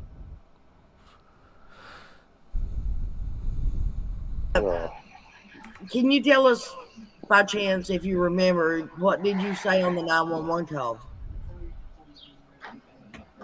Basically, that her daughter's missing, and I don't know exactly. I mean, that's all I know that I told him. I mean, there's a great anecdote for the question in my live chat about the 911 call. A reason why they keep it on lockdown. Don says he can't fucking remember. Well, I can't remember exactly what I said in the 911 call. It shouldn't be very difficult to remember a situation like that. Again, it's selective memory by way of Don, which happens all the time, not just in this particular interview, but it goes hand in hand. And if it gets too close to nailing a time together, he tends to get vague, whereas he'll then deflect away and become incredibly specific in his memory when trying to communicate, which is contradictory. You can't be vague on something so important and then something that shouldn't otherwise be as nearly as important, especially in conversation, is there as a replacement.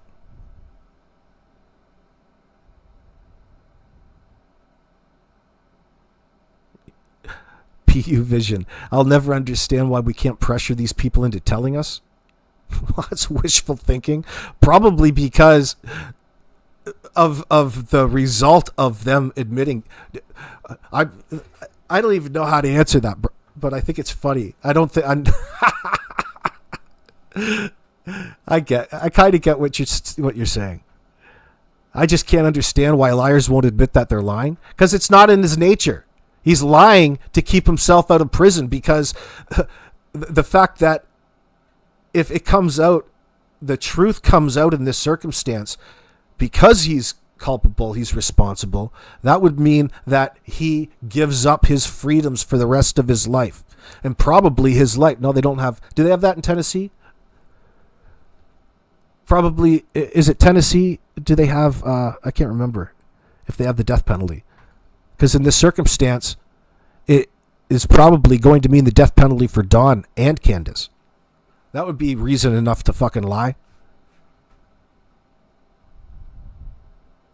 And who's we? We can't pressure the whole. If you have something to hide, and coming out and manipulating people is a great gauge and a great trainer for a person who has to go back in and avoid at all costs law enforcement. The benefit of having a false narrative out there. So it's very easy to understand why people can't pressure. What is a bunch of randos going to do? All a bunch of random questions in a live chat are ever going to do is give the person more reason to not feel comfortable in sharing any information. See, it becomes a popularity contest with getting these fucking idiots to come on people's live streams and share all kinds of information so the person can benefit financially through AdSense money. I mean, that's an exploitation right there. I mean, it's all fine and dandy if it's not so serious. But you don't respect the scenario well enough to have a private conversation and make the person, like even Dawn or Candace, feel somewhat comfortable and focused. People are it's a mistake that people think is normal in these circumstances. It's completely disrespectful to the victims, the same people that you say that you care so much about. But that quickly gets thrown out the fucking window in exchange for having somebody on your live stream, and that portion of attention that none of us can necessarily directly control, but we all contribute to, the zeitgeist.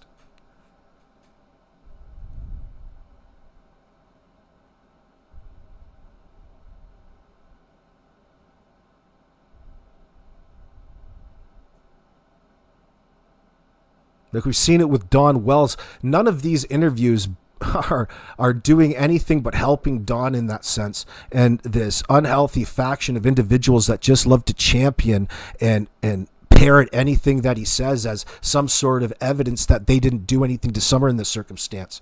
You're doing Dawn's work on his behalf.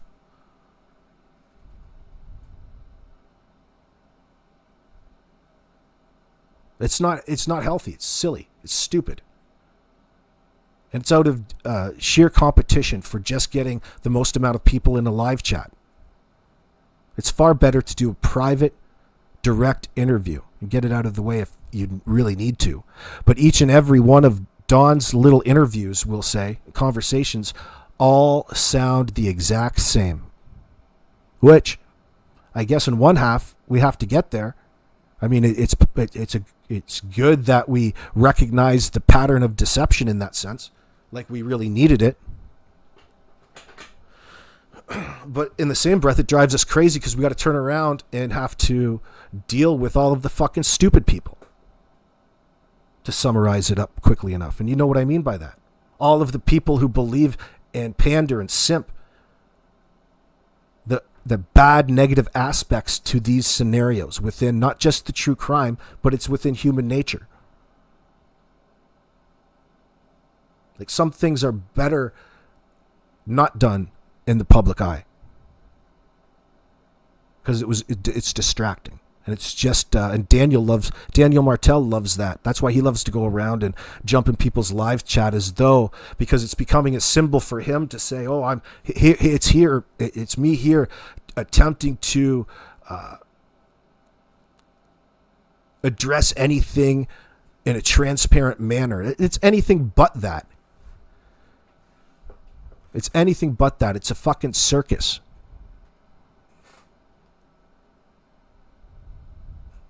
It's a circus that they can create and control.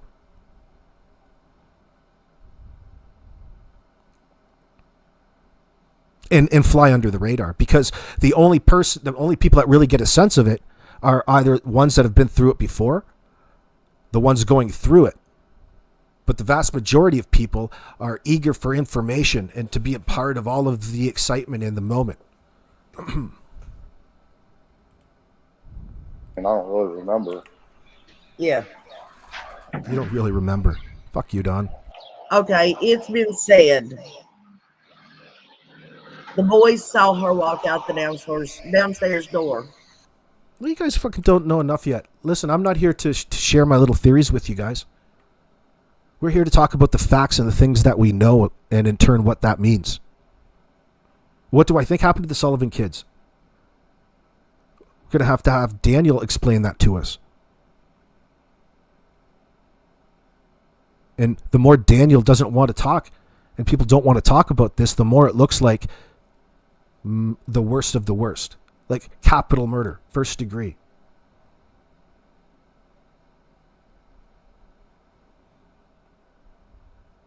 But I don't play that game. You should know that, Spooky Lou. I don't play that game. I'm not about... that doesn't mean I don't do it in my mind, but I'm specifically saying I don't come in front of a microphone and share my latest theory. I don't have a latest theory. That's the antithesis onto what it is that we're here for. You know, you can put together a selection of 3-4, some different variables based off of what it is that we know to be true. That's what's interesting. It's not interesting to go around and talk about what you think happened, because there's all kinds of things going on here. And it all gets confused and jumbled up. There was the incident, the false report, and the conspiracy to cover it up. all three things are happening. It doesn't matter to me at this point how exactly these children met their fate.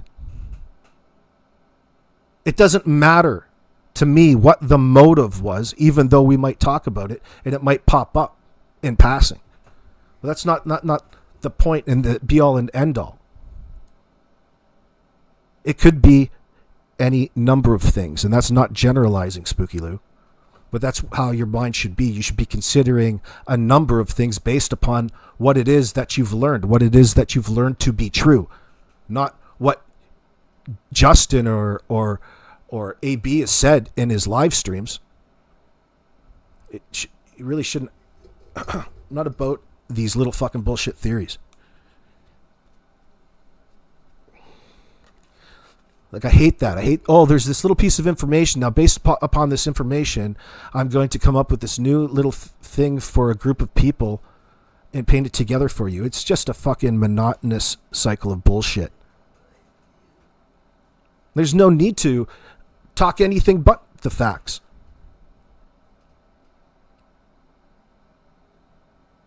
We'll find out soon enough what happened to Summer. And it's not going to be AB that tells you. It's going to be Don or Daniel. These people tell us what they did through their language. And when it comes to the children no longer being alive, it doesn't matter to me at this point, okay, whether there was 1 foot or 2 foot or how exactly, all the millions of different ways there are to lose your life. It doesn't matter to me which one they are. The fact that it's verified, that sold to me in my mind, that the children are no longer alive, that's all I need to know. Who's responsible? Look for the closest ones, the last people. And they're not acting right, as in they're lying, deceiving, trying to convince you that there is nothing worth remembering, or acting in any way like this fucking scum of the earth, Don Wells. Then you need not look any further. You don't need to incorporate any sort of bullshit in and try to pass off this updated new theory when your answers have just answered.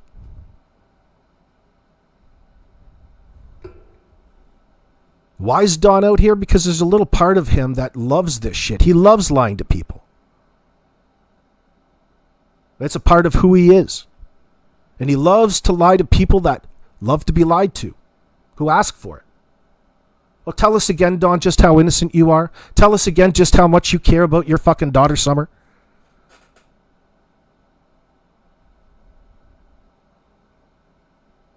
No, Spooky Lou. I know what you're saying. That's why it took such a long time to explain it to you. I'm not trying to throw it back in your face.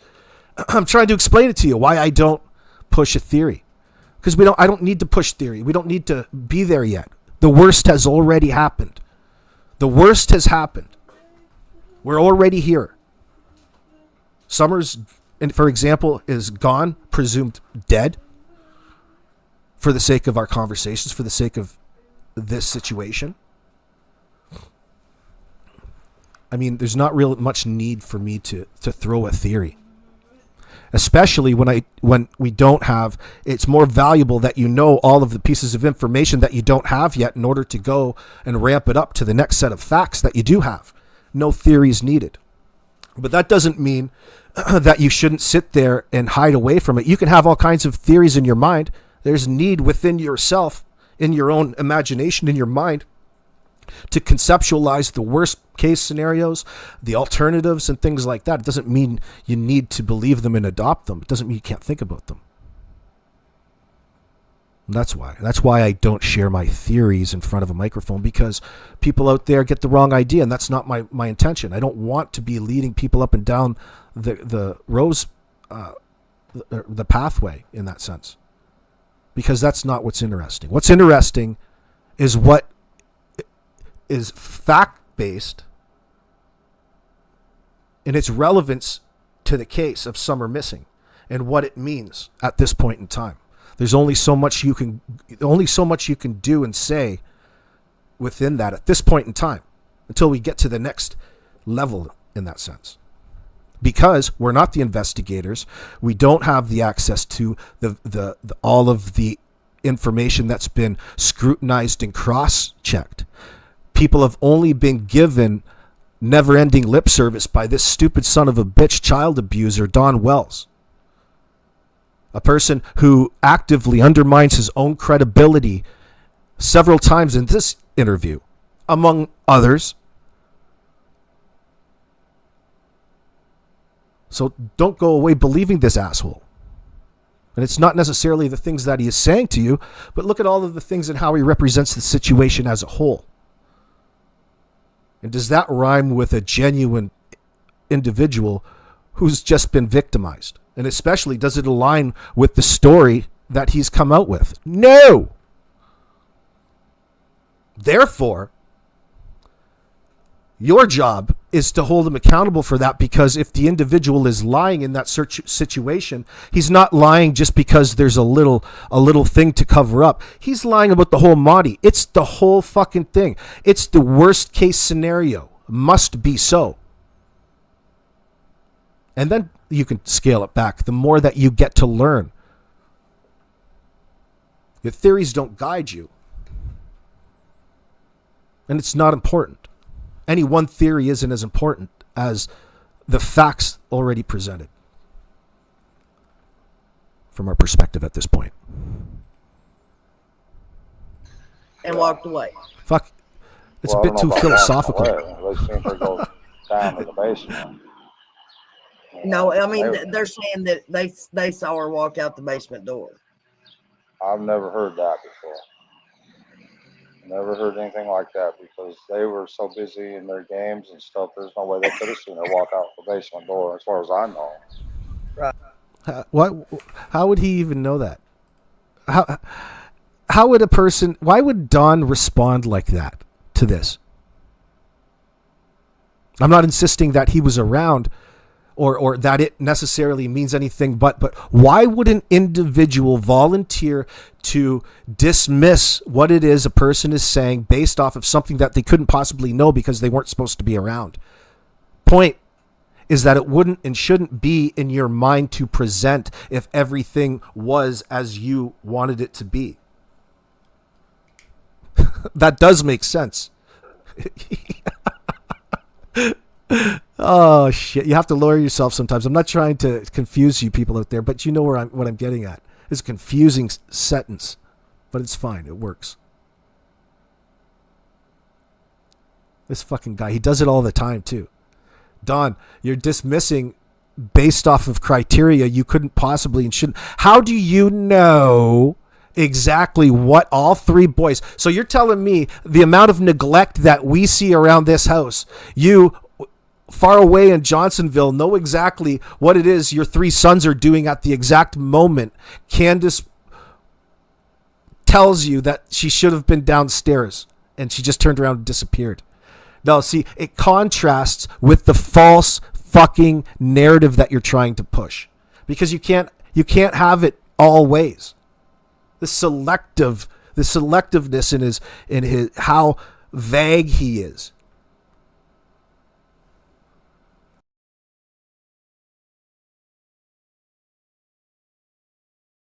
You don't need to incorporate any fucking strangers into this when you have an asshole like this bullshitting you nonstop. You don't need to go anywhere else. I apologize for coughing, guys. I'm so sorry. Okay, now there's a recording out there where Clyda Trent said that she called you before Summer went missing. I'm assuming it had to have been on a Sunday or Monday that she called you. And she said that she was going to come and see you on Wednesday. And you said, well, I hope you know that CPS. See, that's avoidance, Corey, was what I was getting at. It's major avoidance. Leakage.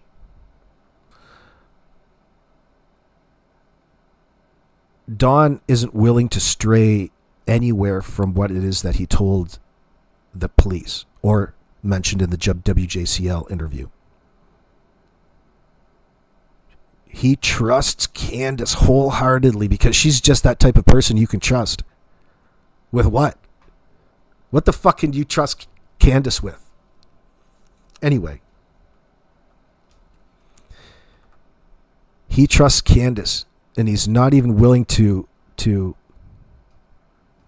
think about any alternatives in that sense, therefore not willing to discuss any alternatives. Like as if the boy's sitting there glued to the small screen that you guys have up on that wall. It's not even a nice TV. It's not even a big screen. It's not even cool. Taped to their eyelids. Watching Fortnite. Watching YouTube videos. And that's the reason. And the fact that they can't shake it, they're just glued to the TV. That's his reason why we don't need to talk about the boys and what it is that they saw or experienced in the hours between 3:30 and 6:30 p.m. that day. Now, that doesn't seem right, does it? You'd think that they would be just solid alibis. They could be able to tell you what happened because, one, they're in the house no more than 8 feet away from the person who was supposedly just up and snatched. Hear, see, experience everything. The question is what they consider. See, this is where the problem in the grooming and the lack of boundaries within the household, because they may not know necessarily, and it might take a long time for the psychologists to get there, but they'll get there in the right way to differentiate or understand what may be inappropriate in these circumstances. But I would be interested to know what it is that they were doing. And I don't think it would be very difficult to get to the boys to recount what it is that they did on the 14th, on the 15th, their experiences and things like this. That would be so interesting in all of this. God, we're not going to ever know that, and nor should we, because of privacy issues and the fact that they are children. But we need to take a strong reminder and apply all of the reasons why we treat this in a sensitive nature. And that's kind of contradictory in what it is we opened up to Hunter with the Chris McDonough interview.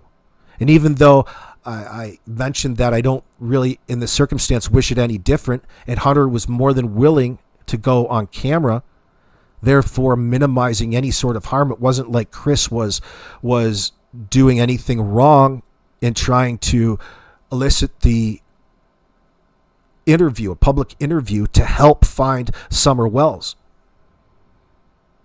That was all brought to him. It's not for us to judge. It was what he wanted to do. He didn't have to take the interview in that sense. But some of the unintended consequences people still and are still dealing with right up to this point. And the first one is they fail to recognize and treat Hunter as a child, and the child that he was in this circumstance.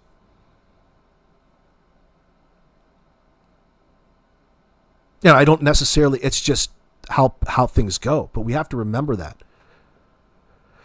Oh, I see Solana. Hello, Solana.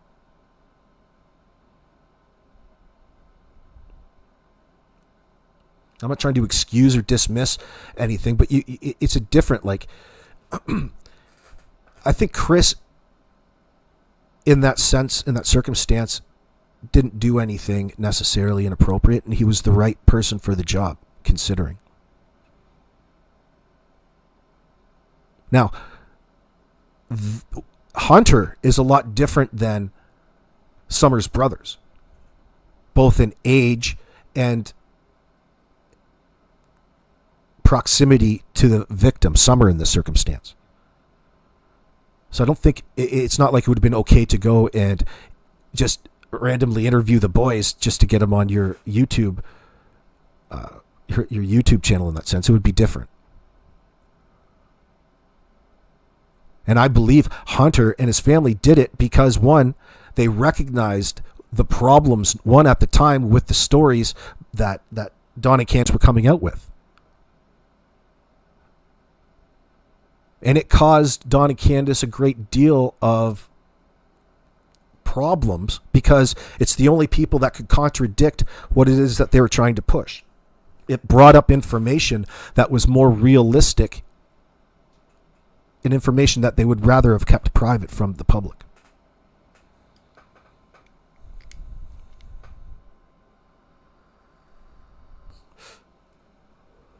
I don't know, Roxy. You have to tell me about that when people are just telling me about that. That Dawn was having a temper tantrum or something with a bunch of Karens. I don't know. You tell me about that in my chat. I can't tell you. I don't know about it. It was at the Kingsport Mall. I'm surprised they even let Dawn in a fucking mall. They should have a big sign that says "Keep out." He's going to be here on Wednesday. And she said, oh, well, never mind. I'll just come on Thursday. And you're like, no, go ahead and come on Wednesday. And it's also said that the CPS asked her to take the boys home with her until they could find placements. Is any of that true? No, they dropped that case. Our original case was that somebody called and said that we was giving the kids loaded guns to play with. If you could imagine somebody calling CPS and saying that we was giving our kids loaded guns to play with, you know.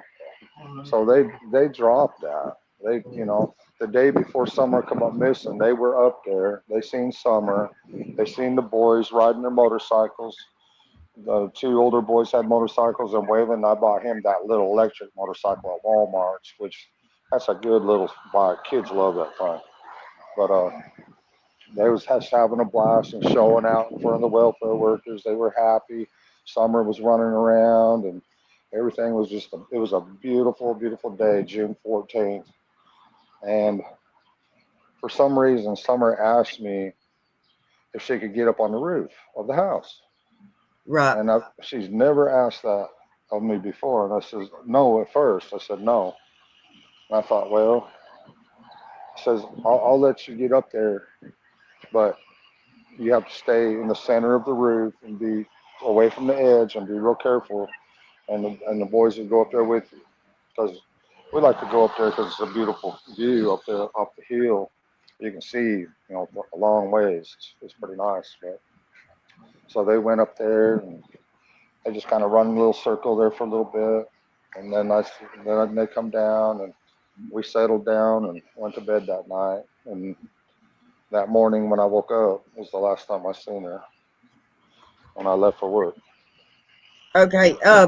Somebody's asking, and I know I said I would hold the questions from the chat until the end, but okay, you're saying that you're having such a hard time right now financially. You're struggling, right?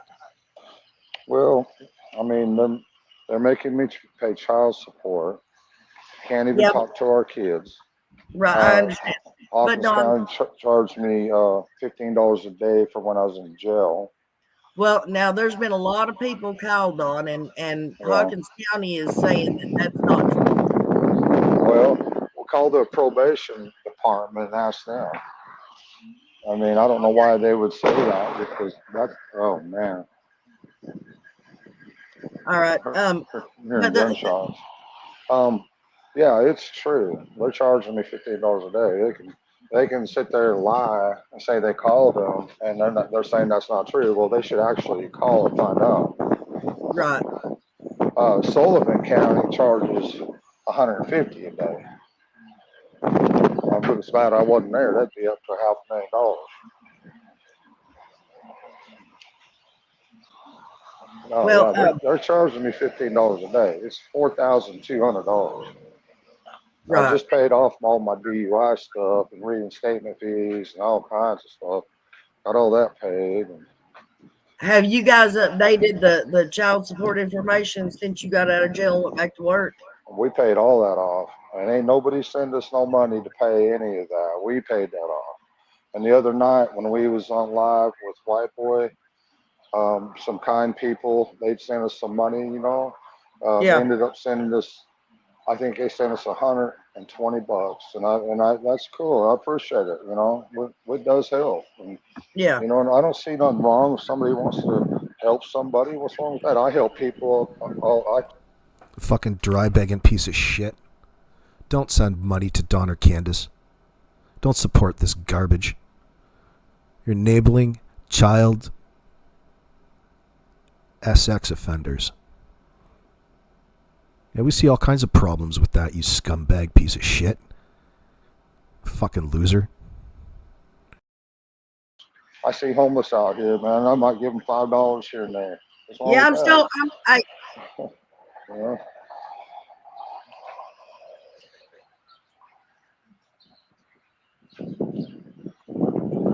I'm still waiting on my $50.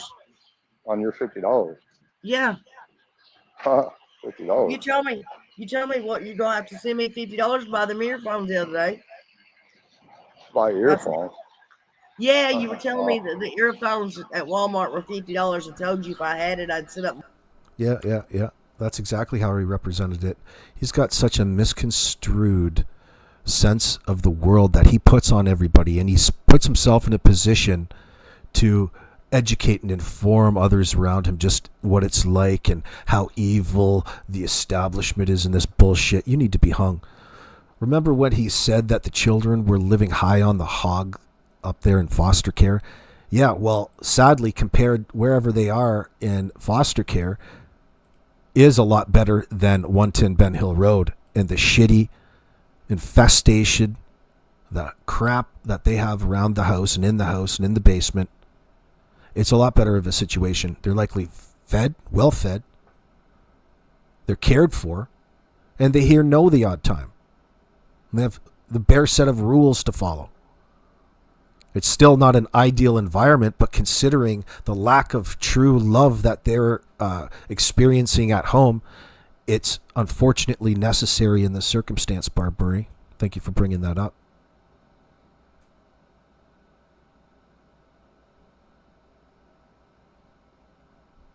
He was mad that they had clothes and health insurance. I don't know about health insurance. I don't know. I don't know about that. But yeah, I know what you're saying. He was identifying the difference in living conditions is what he was doing. Yeah, compared to what it is that you come home to. Why don't you put that onto your old bitchy wife, Candace? Why don't you clean up around here the odd time, you drunk? Fuck.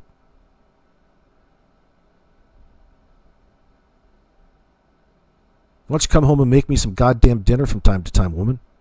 Good to see you, sweet tea. Oh, shit. Why is it you can't learn to cook? Why can't you do something around here instead of sitting around with that bottle of Jack Daniels in your pills? Bringing home randos. Throwing $5 frozen pizzas in the oven. Half cooked.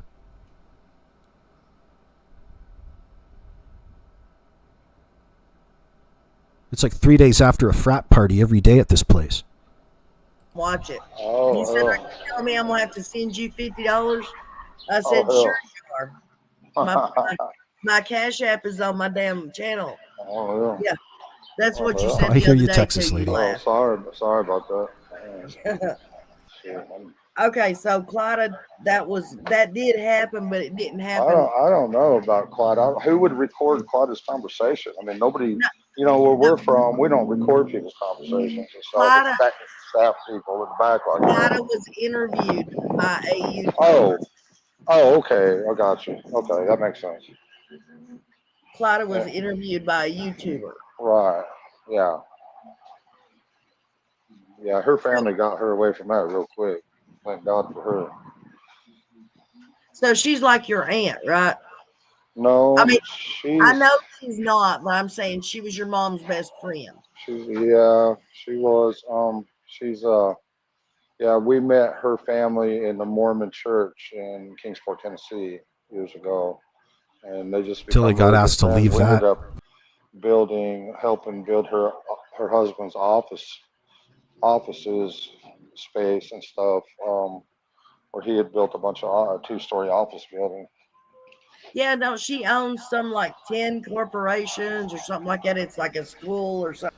Well, listen, Listen here. What did you say there, Barb? I heard last night a creator say if they didn't want flyers, leave them alone. Oh, it just speaks to the situation. Like, first of all, you should be passing out flyers to tell the TBI to hurry the fuck up. Do something. Be outraged in the right spot. The problem is that there's people out there that want to treat and act as though this is a legitimate situation of a stranger abduction and Summer is out there somewhere and they want to carry on and operate as that's the status quo, when in fact it's anything but, and everybody fucking knows it. So there's already a level of stupidity at work here as to why the fuck it is that you want to do things a certain way and waste all of your time in order to virtue signal for yourself, because that's all it really is.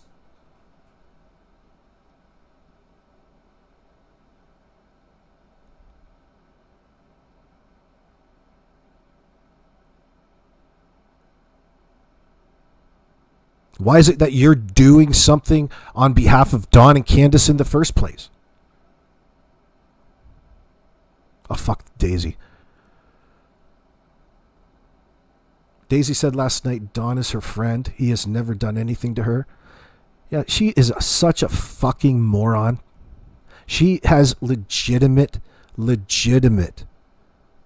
mental health issues. Holy fuck, I can't even stand to listen to her. And don't be going and talking about that in my comment section, by the way. It's a double standard around here. It's okay when I do it. It's not okay when you do it. It's a difference. That's a difference.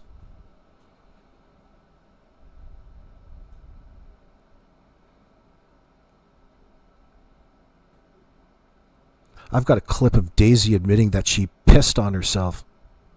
She's the type of individual that claims that she was victimized in all these different abuses and it was nothing, and she's just such a contradictory piece of shit that makes me want to puke. Okay? Not to mention she's 700 fucking pounds. She should marry Kent Corbett. They have a lot in common. You're misrepresenting the urgency and the severity of the situation on behalf of the prime suspects. You're an enabler. You're a fucking piece of shit.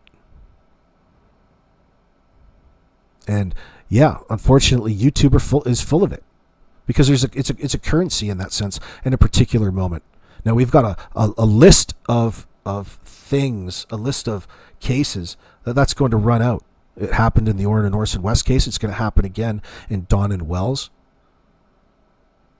The problem with doing all that, see, when I say, I don't even want to bring that up. These are violent sex offenses of the worst fucking kind. It doesn't get worse than what it is that we're dealing with here. And no matter how bad it is, there'll still be some fucking idiots that refuse to believe it, even though that they have been found guilty. Any excuse, there's any excuse. He's been victimized. He's wrongfully accused, wrongfully convicted. Oh, fuck. Not in this situation.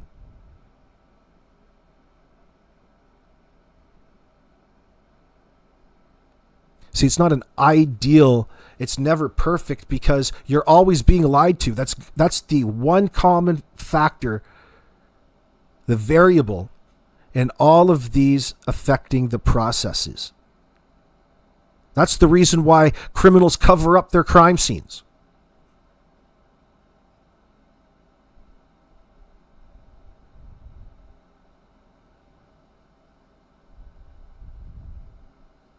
It adds complications. That's why they do it. I wish there was a formula in these situations for a recipe, if you will, to go about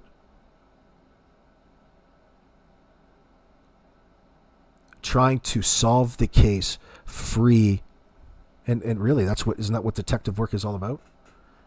That's the analogy of the puzzle and all of the pieces and putting them all together separately, independently of the information that was brought forward to you by the two prime suspects. Even though they don't call them the prime suspects in the mass media, but they fucking well are.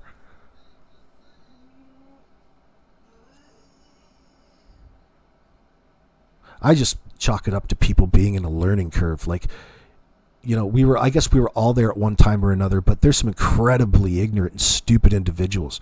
It's these stupid, ignorant fuckers that love to just put themselves in positions of simping. But these people seem to have ulterior motives. You have to learn to deal with that without letting it bother you emotionally. As in, you can't take it too personally. But observe, because that's how it happens, and you wonder why it escalates to the point of children losing their lives and how they operate and how this can actually happen. You see it every day. You see it every day in people's fucking live chats when it comes to these particular cases.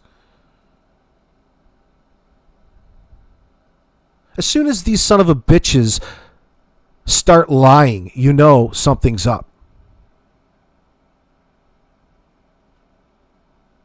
That's a good generalization. There's nothing that they could say at this point in time that's going to help their case.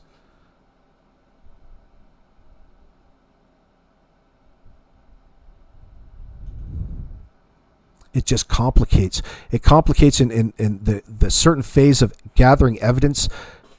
And these circumstances take an incredibly, a long amount of time. In my mind, I wish I knew what criteria circumstantially, the amount of circumstantial evidence that, I guess it would have to go with whatever the DA felt comfortable with personally, whoever had to try the case in front of the judge or jury. Because the DAs aren't stupid. They know what the fuck is up. But there's got to be a certain level in these situations secretly within their mind that it's like, all right, now it's go time. We're probably already past that.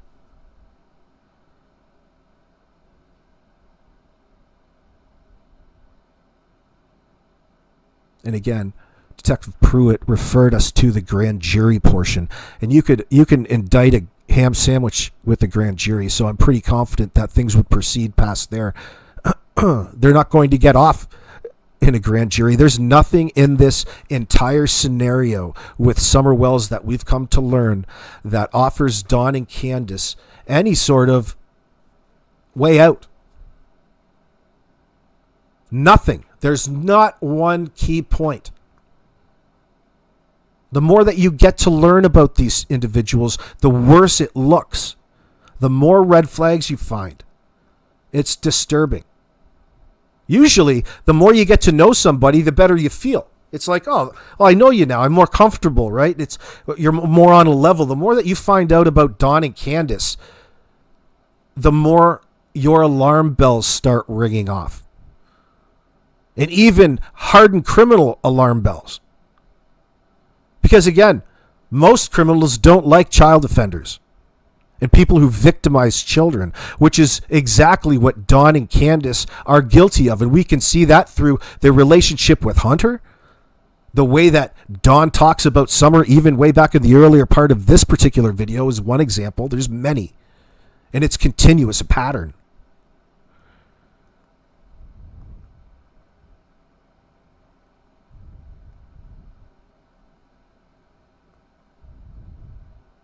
Oh, you're right, Barb.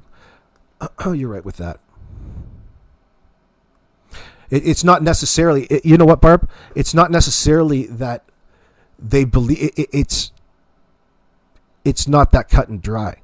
It's not that cut and dry. Because if the person genuinely believed something, you can't really hold it against them. But it's the contradictions and it's the sheer stupidity of a person wanting to convince other people of what it is that they should believe. And that's what you'll run into.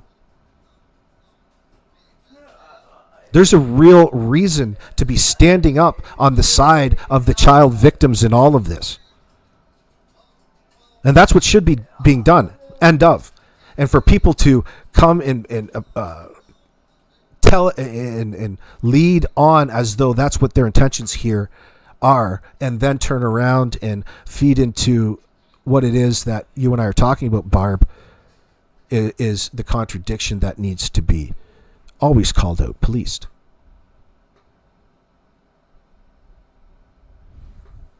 It's never going to change. It's not going to change. You can just keep on keeping on, keep on doing it. And that's the wonderful thing about things like statement analysis and knowing why the reasons you're using it in the first place and where to apply it. You know, even using PLAIDS and statement analysis with Hunter, there's no real point in analyzing him to a T, even though that you may detect some deception, because he is a victim in all this as far as we can tell. There's no reason to hold anything against Hunter at this point, nor was there ever. He was a witness, a person that was brought in. Well, what does it say about what was... It brought up other questions. Questions that we never ever seem to get answers for. So you have to think that we're more right than we're wrong. Like, it's not like we're misunderstanding the inappropriate nature of the relationship between Candace and Hunter. No, there's reason to say that. That's not a possibility or I wonder if. No, there's something and something wrong there. But it's not just the only one. It's not the only one. It's a demonstration of a much greater problem. And if you listen enough or have listened to Allison and Sherry, you get a lot of it through, and a lot of it is corroborating through them. You don't have to take 100% or believe everything that they have to say, because it's their perspective. It's not important. Take it into consideration, but it all points to the degenerate nature of activity that was occurring up on that fucking hill. And Old Summer, for the last 5 years, by Dawn's admission, are sleeping all together in one bed under the influence every single night. Who knows what they do every night, but the one thing that's for certain is that a child at 5 years of age is sleeping in that bed every single night. We can trust that that's true. That Summer did, in fact, for 5 straight years, sleep every single night.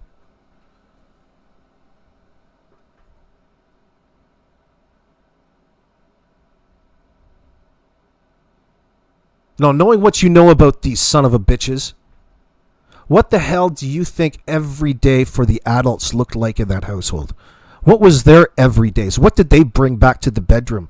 What sort of inebriated state at any one time are these assholes fucking in? Better yet, tell me what days they're sober. You know, the states of mind that an abuser like Dawn would get into sexually, just based off the fact of having whiskey dick. And who does he got closest to him? His own 5-year-old daughter.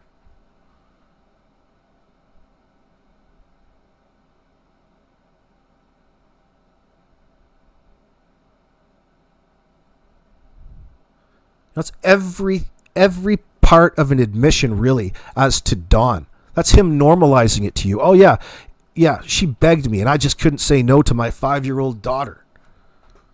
Fuck, you say no every time Candace asks you for $20, dude. So you don't have a problem saying no. You fight over money all the fucking time.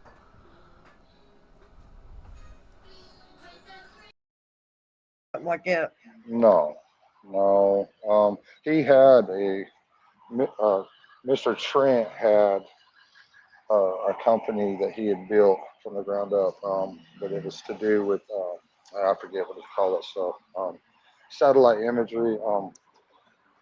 for property.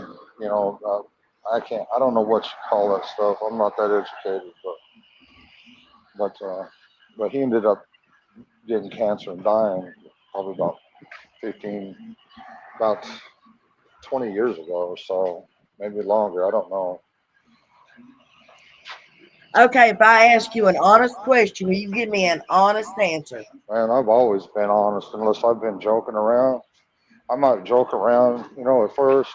I was so upset with YouTubers, I might say something crazy just to mess with people. But I generally try to be very honest, and I have been about this case 100%. Well, tell me your honest opinion about Mr. Tim Mullins. Man, oh my gosh.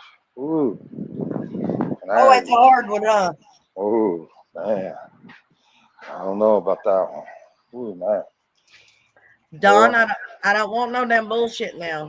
You don't give me no bullshit stories. I have to laugh. Oh man, I have to laugh on that one.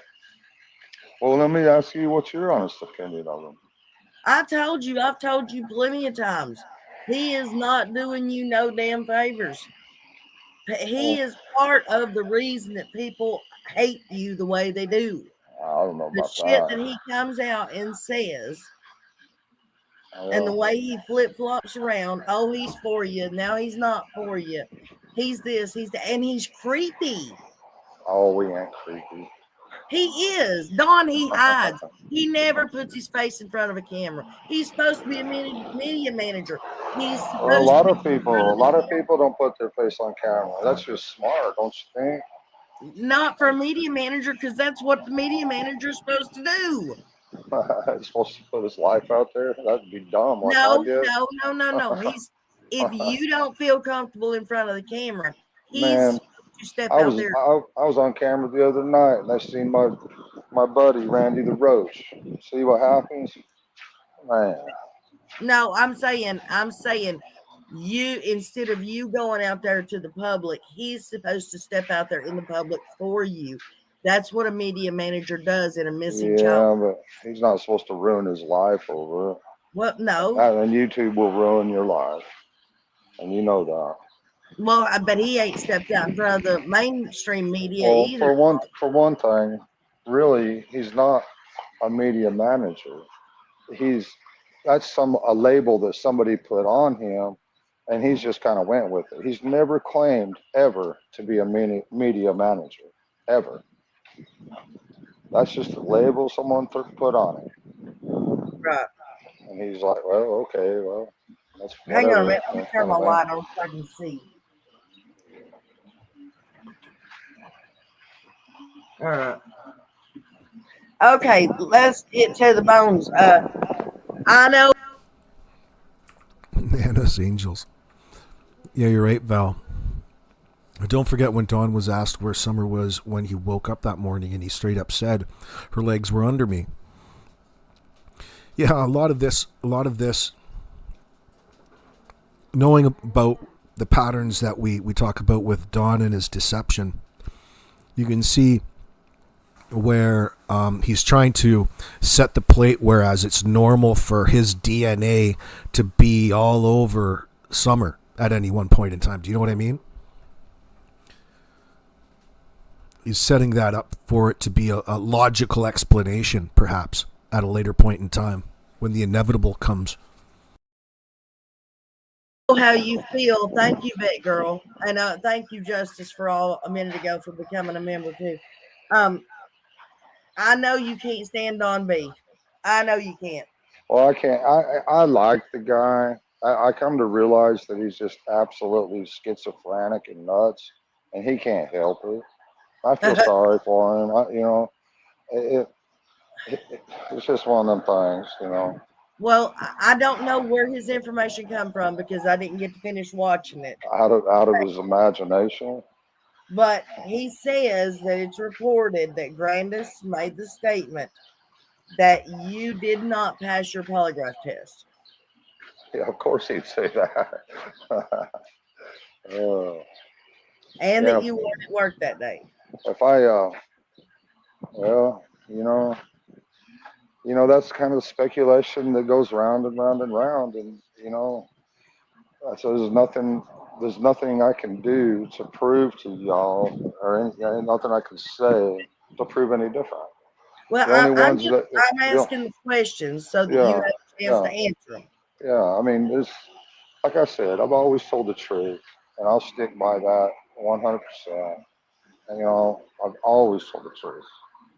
Um, so that's really the answer to your question right there. Okay, you always told the truth. I would like an Yes. answer to this one. No, it doesn't have anything to do with. Oh yeah, you could. You're talking about you had your mind made up when he was mentioning the resurrection. Well, it would infer death now, wouldn't it? You can't resurrect without dying first. So when your answer to everything is a reference to the fact that Summer's no longer alive and she's dead, and you're going to see her when she resurrects, that would make that statement leakage. That would infer that you already know what happened to Summer. Some are going missing, okay? But I've got to know. Is your dad the Donald Wells, the He's bank Don, robber? bank robber. Where did that one come from? Court Wow. papers. Court papers out of Utah. Really? Out of Yes. Utah? Yes. Huh.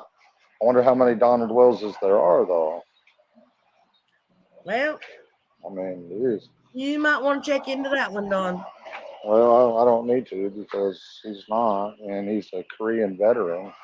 And when he wasn't working at Hill Air Force Base, working on F-16s and F-4s and stuff like that for our country, he was driving truck. Right. He's a decorated Korean veteran. So, Did you know, well if he served our country, you give him my respect.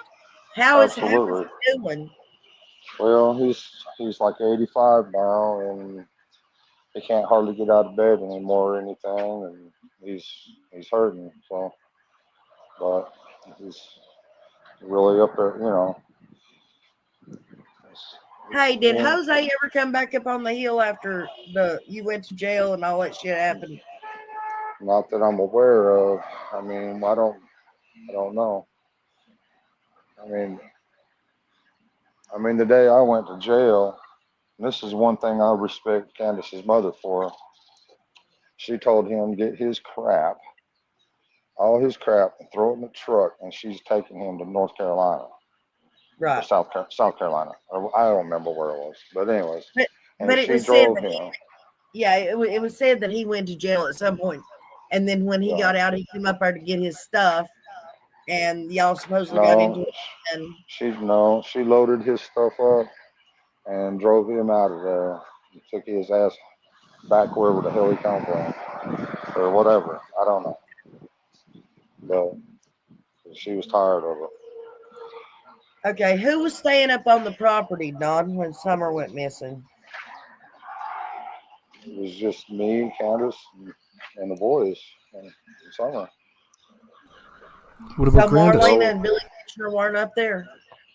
Um, about 2 weeks prior to that, Marlena would bring her daughter up there and just disappear for days on end or whatever and go do her thing until I Yeah. told Candace, we got 4 kids. We're not going to do this while she goes out and parties and does whatever the hell she's doing. So I told Candace to take her to her grandparents' house, and she did. So you don't have a clue what she was talking about when supposedly the baby told her mom that she walked in and caught you packing the baby or Summer's clothes, and then said she was going on a visit somewhere or I have no something. idea. Marlena, I mean,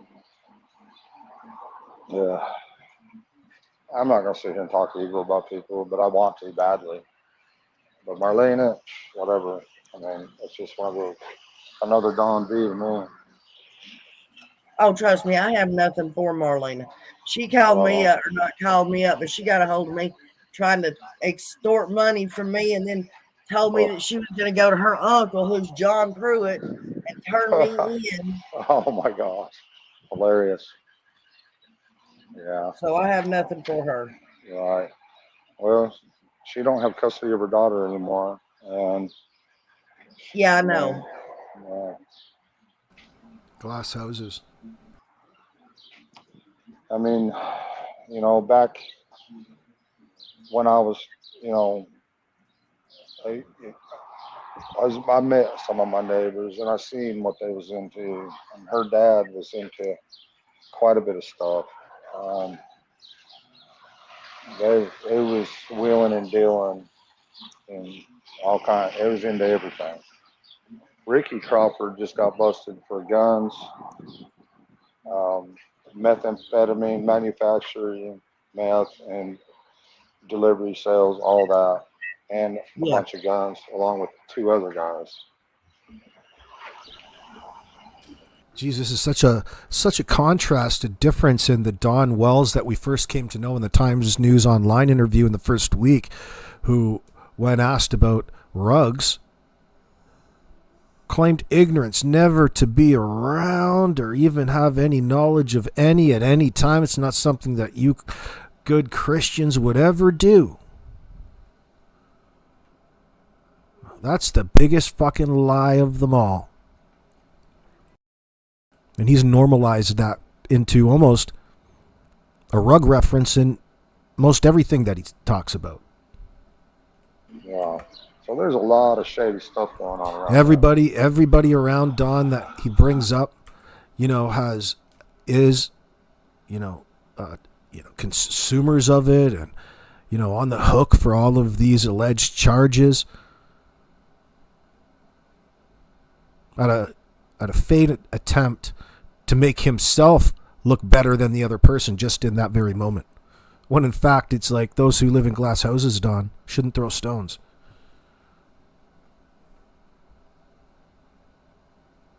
That's how we got where we are, is because of douchebag's inability to control himself and his substance abuse and its effect on his kids. That's why they had to be taken away.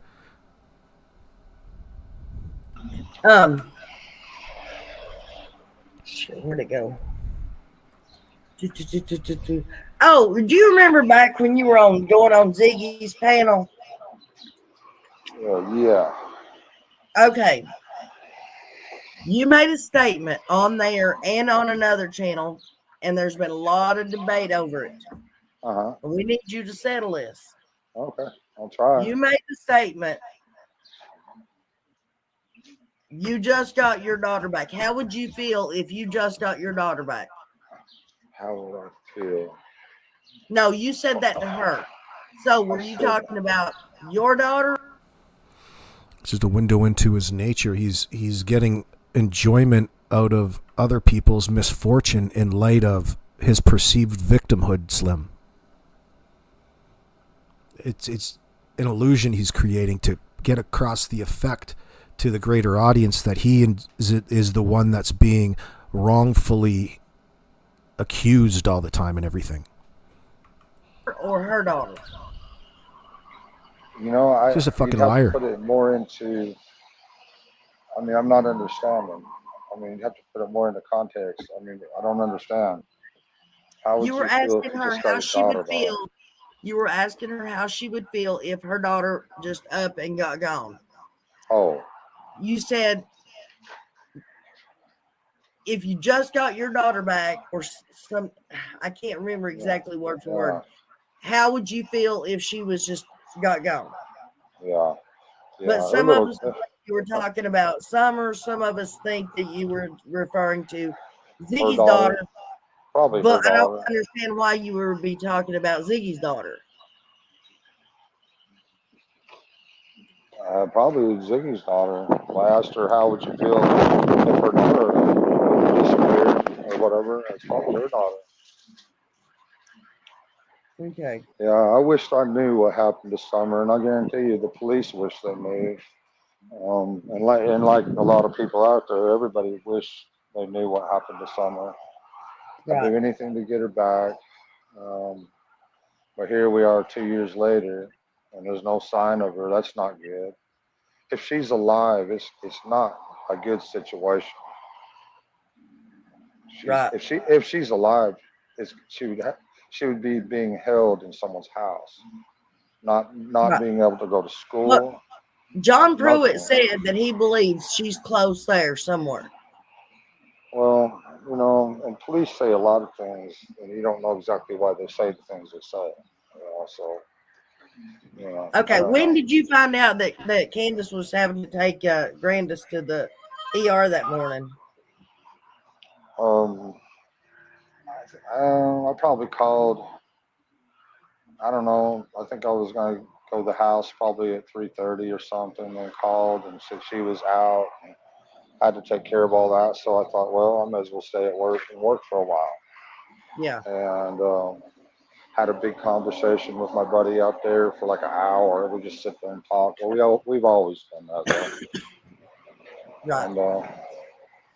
And then I started to go back to work, and she called me and said she couldn't find Summer nowhere. And I said, well, call 911, and I'll hang up and I'll call 911, and I'll be on my way home. And I was just hoping all the way home that they'd find her, but that never Right. happened. Never happened. Well, listen, this question is not, this woman is not the only person to ask this question. And they're just wanting an answer. They're not making accusations. They're just curious. If you were to find out that whether it be Candace or Grandis or whoever was guilty of doing something, would you contact Ellie? Well, you know what? I would have to by law, because if I didn't, then I would be part of a whatever it was. That would make me a partner in crime. An accessory. Right. So if I But you didn't, can't be an then I would accessory be to something that you charged committed, with dickhead. Whatever had happened, equally, So by law, I have to. But personally, in your heart, would you? I would have to. There's no question. I would have to. But in my heart, do I think any of them things? Hell no. I had it in my mind. I've said this before. When I see Candace, I'm gonna cuss her out. But when I seen how brokenhearted she was, and the hurt and the pain, it was just unbearable. It was unbearable for both of us. I couldn't say any bad thing to her. Right. I was gonna cuss her for not keeping a close enough eye on her or something like that, or whatever. I was just, it's all your fault or whatever. But when I seen the pain, I couldn't say anything. She's completely brokenhearted. That girl Hell. says, is there any one thing that you would do different on June 15th? Well, yeah, hindsight's always 20/20, of course. I would have stayed home, or whatever. Yeah, hindsight's always 20/20. Okay, YouTuber says, Don, why did you want to come up on Nana's panel? Uh, I don't know. Like I said, I try to be human as I can. Like I said, I've been having a lot of problems with hate lately. I've been having a lot of serious issues. But that's normal for these kind of things. But I don't know, just maybe try to defend ourselves and clear the air, because I know there's so many people that I know they're guilty. They everything they say. The only way that a person is able to clear the air and put people's minds at ease is if you were to bring out the same sort of evidence that you gave police that would feed your alibi or exonerate you in any sort of way in any of this. And the first step to that is speaking directly to the questions as opposed to avoiding them. See, Don uses vague language and memory lapses and loss in place of what would otherwise be valid information that would clear the air. And that's why he can't clear the air. He's up here to convince and bullshit and offer up weak-ass, somewhat inconsistent excuses thus far. There's nothing that he's brought. it's always the same vague generalities around any of the important questions when it comes to his family's involvement, any of the timelines, and he thinks that that's okay. So you would have to expect that he gave the same sort of answers, like lack thereof, to law enforcement.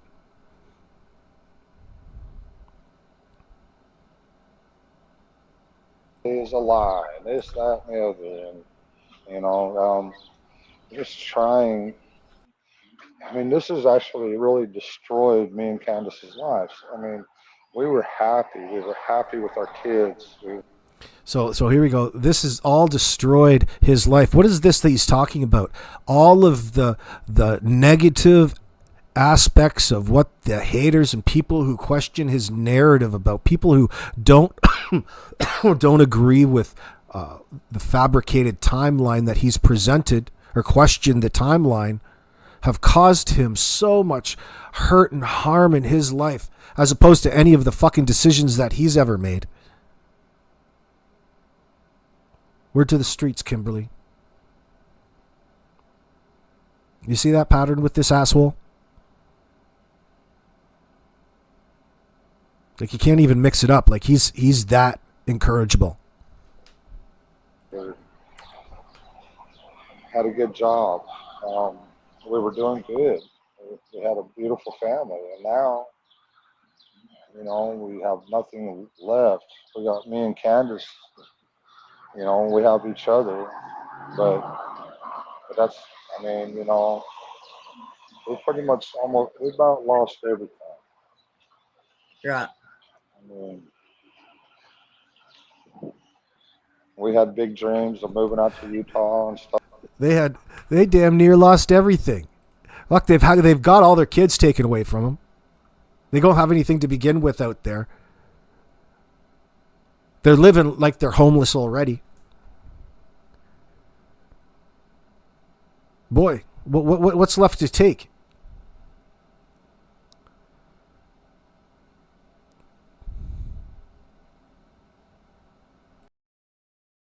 I had a really good job out there, and I was excited because I wanted the kids to see Utah. It's beautiful out there.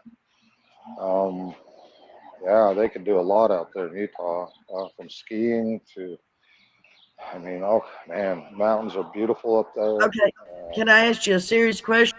Can you see this dopey drunk skiing? I could see me pushing him off a ledge up at the top of a ski hill. Then? I thought these were serious questions. Well, you know what? Donnie, let's go skiing, Brady. Okay. More serious. All right.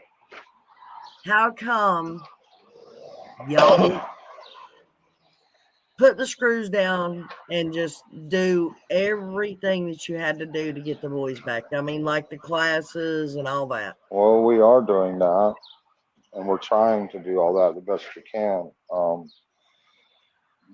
Did I make mistakes? Yeah. Did I lose my mind? I think anybody would have, especially in this situation. It's not just the fact, alone, just losing our daughter, just alone, and our boys is horrific. But not just that, but then you got all the crazy things that was going on at that time also. I mean, we had people showing up out of nowhere. They walk out the front door and there'd be a big 4x4 truck parked there, and a bunch of guys asking questions. I mean, just people wanting answers, thinking that we're guilty, threatening. Does Candace all kinds of stuff. She says she tried to talk to you the other day and you wouldn't let her on. When? I've not been on. Oh, I don't know. I've not been live. Oh no, let me ask her real quick. Let me see. Hold on. Hey, do you want to talk for a minute? Nope, I'm busy. Oh, she's busy right now with the. Don't say. Anyway, she's busy right now. We got my daughter. My daughter's here, so she's busy with her right now, doing something I don't know. Yeah, I've spoke to Margie a couple times. She's asleep. Oh, okay. Yeah, Michelle. They've been non-cooperative for the entire time. But you mean overtly? Yeah, Ronnie Lawson said that all right. I thought that was good. It's a good reminder to people. Good, good. Yeah. Okay, people are wanting to know who Green Eyes is. Oh, wait a minute. Don, can you tell us about your private conversations with Green Eyes? Who's Green Eyes? That Daryl Jacobs. Daryl Jacobs. Oh, man, he's caused us so many problems. I mean, it was bad enough when I first started dealing with him, his conversations, you know. But yeah, I've had a couple phone calls with him. Sure have. You know what? When the first phone call we had, and I don't know. I think he's a white dude that thinks he's black because he talks like he's straight off the street. But Right. the first conversation I had, we was cussing each other out, calling each other everything under the sun. And then after a while, we both started calming down and actually had a real conversation. And then we didn't talk for a while, and he went straight back to being a prick he is. I don't know, but I haven't talked to him for probably a long time, over a year or so since then. I don't know who it was a minute ago. Asked if you could say one thing to Summer, what would it be right now? And I Bet Girl, love you. I love you with all my heart. yeah, Bet Girl says, what would you say if you could say Uh, anything to her? Love you with all my heart. Well, I love you with all my heart, Thank you, Don. Dynamite. Fucking idiot.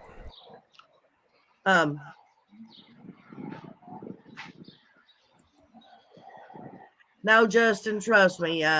She's had the same personality even when the live ain't going. She'll talk to you at some point. Just right now, she's with you know what I'm Yeah. saying. She's not trying to be mean or nothing. But this has affected her. All this has really affected her. I mean, she snaps a lot now, and she never used to do that. It's really affected her badly. We're trying to work through it. I don't know. And it ain't just it. If it wasn't bad enough for the YouTubers, and I'm not saying all YouTubers, but some YouTubers and people out there, the attacks and everything, but I'm sorry, man, but Hawkins County has also attacked us in many ways. And maybe we had it coming. Maybe we did, but maybe they should have had some mercy along with some of that damn justice they've been delivering to us. But they don't think about that. They're all about justice and law, throwing a book at you. In my opinion. That's my opinion. I have a right to it.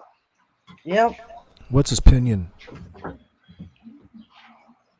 That's what I always say. It's my opinion. I can state it. Right. And it can't be wrong because it's my opinion. Right. For sure. But I'm trying to look and see if there's any other questions on here. Now, I will say, and trust me, guys, I am not defending anybody, but I'm telling y'all, Dawn has tried to get her to get on the phone and talk to me. He even told her to shut up in her damn mouth if she wasn't going to get on the phone and say what she got to say to me. And well, that's what she needs to do. She needs to open up some and talk to y'all. But I don't know which is worse, to go completely quiet or just to talk to y'all. To me, I think I've tried to go quiet. I don't know. Don, you should be down there beating the damn police department door down. Yeah. And I want to know where my kid is. I want to know why there's not been an update done. I want to know why y'all haven't been working on clearing us, or at least the thing about it is, Don. It's not the police department's. It's not the police department's responsibility to find or be your children's keepers. It's your responsibility, you two fucking idiots. So stop fucking. I know Nana can't hear me in that sense, but this is the mentality that just bothers me in this. You're buying into his bullshit. You're trying to put all of this on all of the same establishments essentially that you're blaming. They can't do right. It's not the government's responsibility to look after you before and after the fact and in all different ways. Where's your responsibility in all of this? And what is it that you exactly want to know, Nana's Angels? You know, she's part of this as though it's some sort of competition in amongst their peers in their really narrow layered YouTube experience. Like, that's pretty fucking shallow in that sense.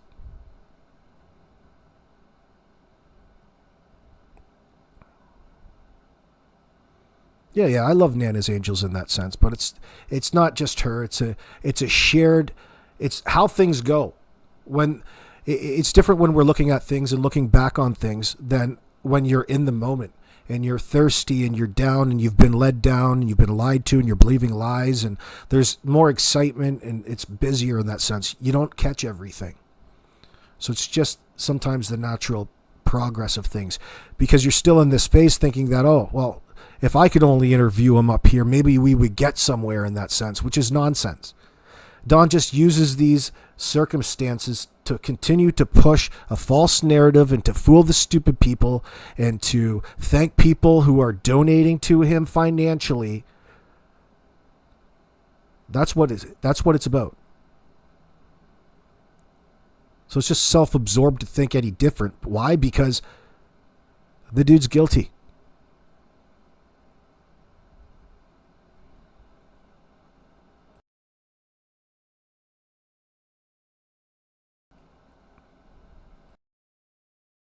If y'all would go down there and say, look, you either clear my name or you put handcuffs on me right now.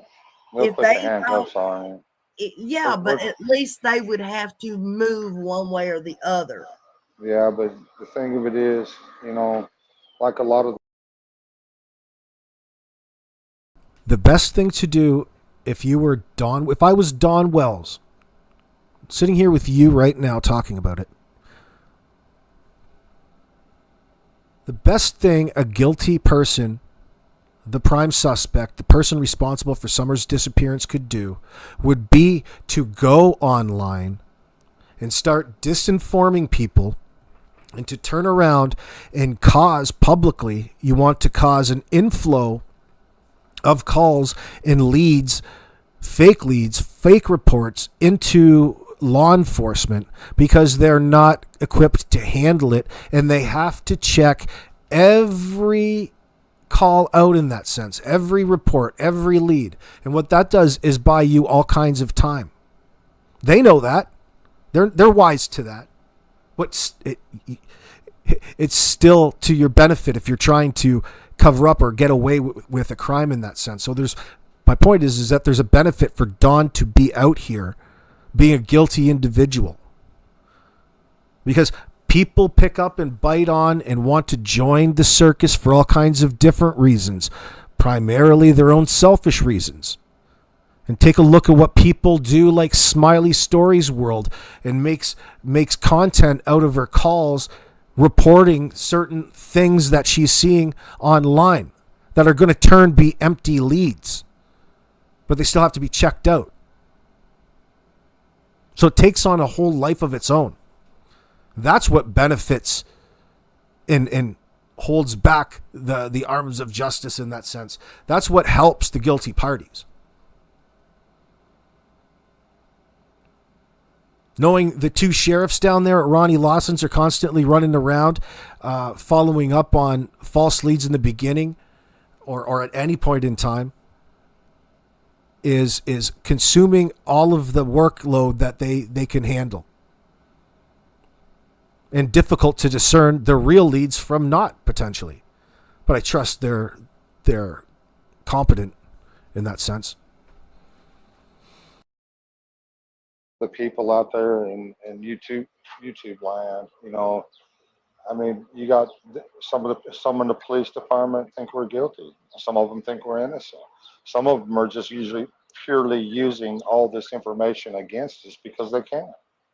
I think some of the people out there in YouTube and whatever else are caseworkers that are working for the welfare. The There's new no dog, telling. she told that on Daisy's or Jinky's live the other day. The dog is at the where she bought it from. It went back to stay with her while they're Yeah, working. yeah. And we're saying, Roxy, I don't know where you're getting your information from in that sense. Nobody, you're talking about something I have no idea about, and there's only so much to know about the Rosemarie Bly case, okay? I have no idea who Janet Bly is. I've never heard of Janet Bly. However, Roxy, in this chat, Chris Lawson is Rosemarie Bly's ex-husband, and he told us the story. So we're well aware of the Bly situation, but the only thing that it has in common really is the degenerate nature of Grandis and Candace's history and lifestyle. Yeah, just disregard Roxy's statement. I don't know where you're getting your information from, but thank God you're here. I'm hoping that it's just like a spell error or grammatical error. sending her money, for dog food and stuff like that. And that's one of Candace's really good friends. She talks to her every day.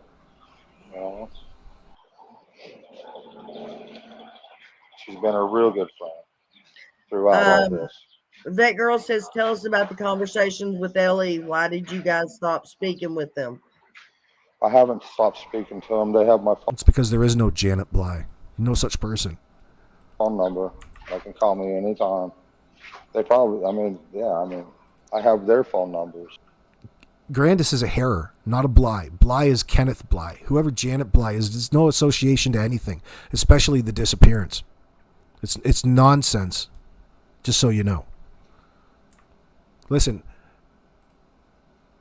I explained it well enough. Candace's other sister. Does she have another sister? I gotta think now. Could be, but I don't think she has anything to do with anything.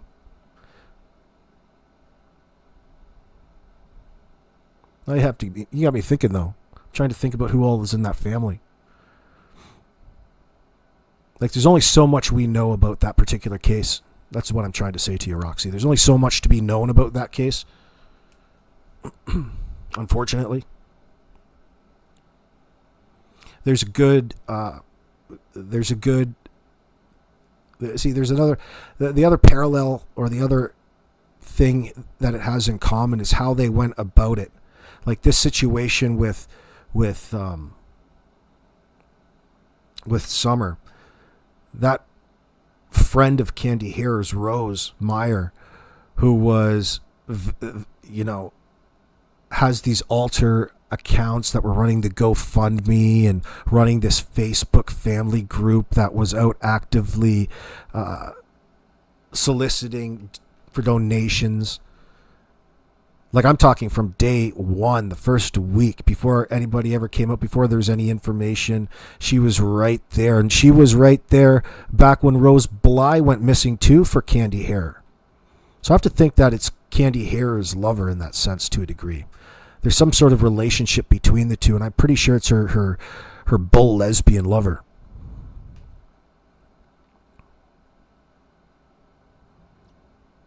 Yeah, Candace has there's three sisters, Rose, Jenny, and Candace.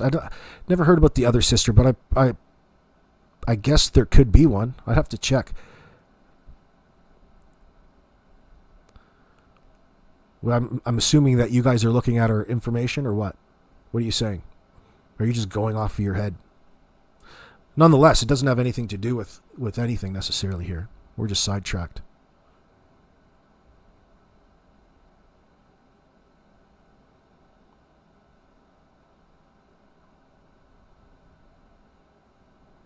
I want to know so much more about where Grandis went back in Wisconsin. Like, she took up that she took off to go look after a family member. The only family member that I can remember would be that weird Warren Hare. Remember the dude who was?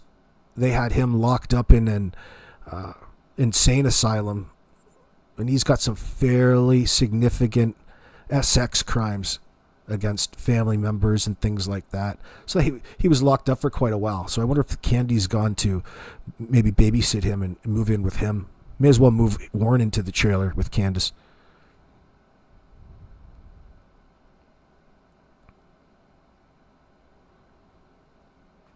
Yeah, it was Grandis' sister in Wisconsin, was it, Corey? I wonder about that whole situation. Wonder how she's doing, the old battle axe.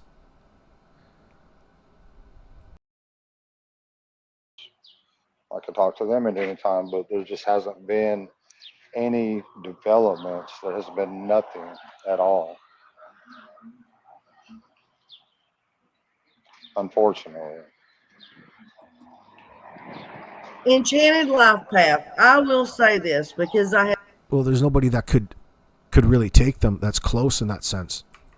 And there are other things that are going on too, considering at that point they don't know who in the family to trust and who not to trust, Sweet Tea, with the lack of answers that are coming in with the disappearance of Summer due to the likelihood and probability of the perpetrator being within the family and within the household.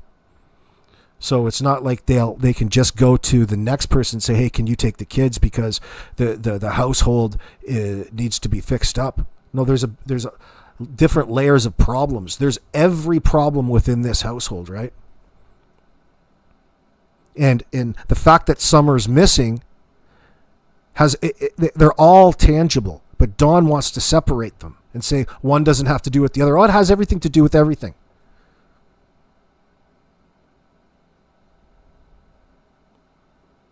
They can't trust anything that they say, considering. So who else? They can't take that risk. They can't take that risk at all. Who else are they going to give the kids to? What, were they going to go out and stay in the trailer with Grandis? Maybe she could tow it out into the other side. Maybe Jody's driveway. No, but I agree. Like, I mean, they didn't have anybody, but that's not necessarily saying that nobody could have taken them. I'm just saying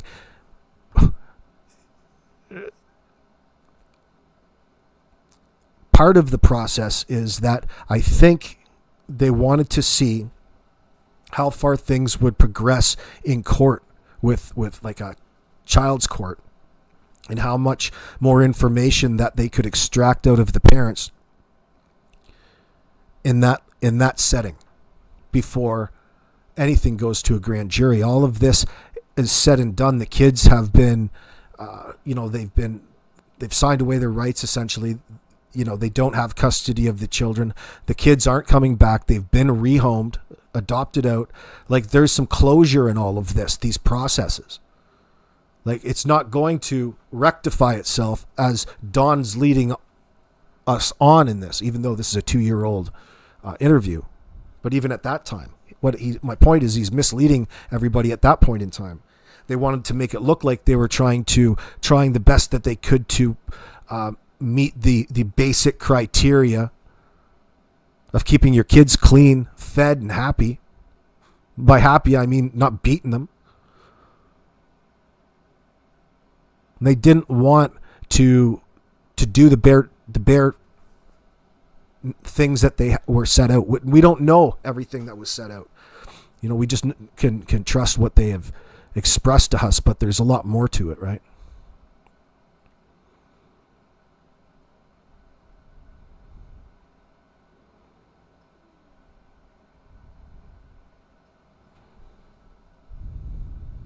I've listened to people say that for 2 years now. Use your common sense, Carl. There are 4 children in those pictures.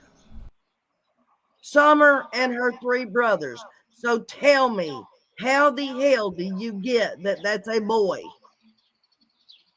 Do you not have any more common sense than that? Jesus. Speaking of common sense, who in the hell is that broad? Common sense, true crime. She She's has a nothing friend of but. mine. Is she? Why does she always have everything bad to say about us? I guess because she feels you're guilty. Yeah. Yeah, she figured you'd say something about her today. Well, She asked me not to have you on panel, Of course she would. Yeah, there's that too, Corey. but she's a friend of mine. She's a really sweet lady. Maybe But not for, to you. but for her to sit there and call me a liar without any facts, she just knows that we're guilty with no facts at all. That's not Oh, very Don, he sweet. just can't figure out. Geez, he just feels so wronged. How is it you guys can call me a liar when you guys don't have any of the facts? See, we have that Daniel Martel syndrome there again. You see? That's not a valid argument, brother. How can you call me an argument when you don't have any of the facts? Well, what do you know what the facts are there, Donnie?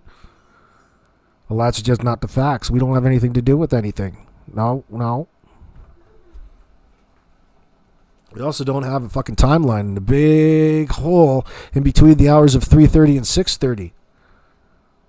Tell me why it is again that you waited so long to call 911? How's it you can call me a liar when you don't have any of the facts? As though they're all sitting, quietly wrapped up in packages in your backpack.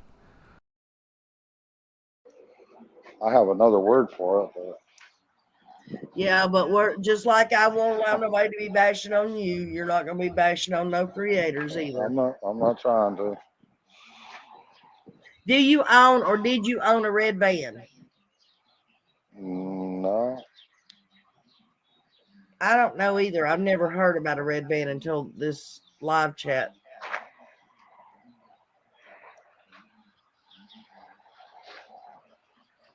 One of them is Nana what?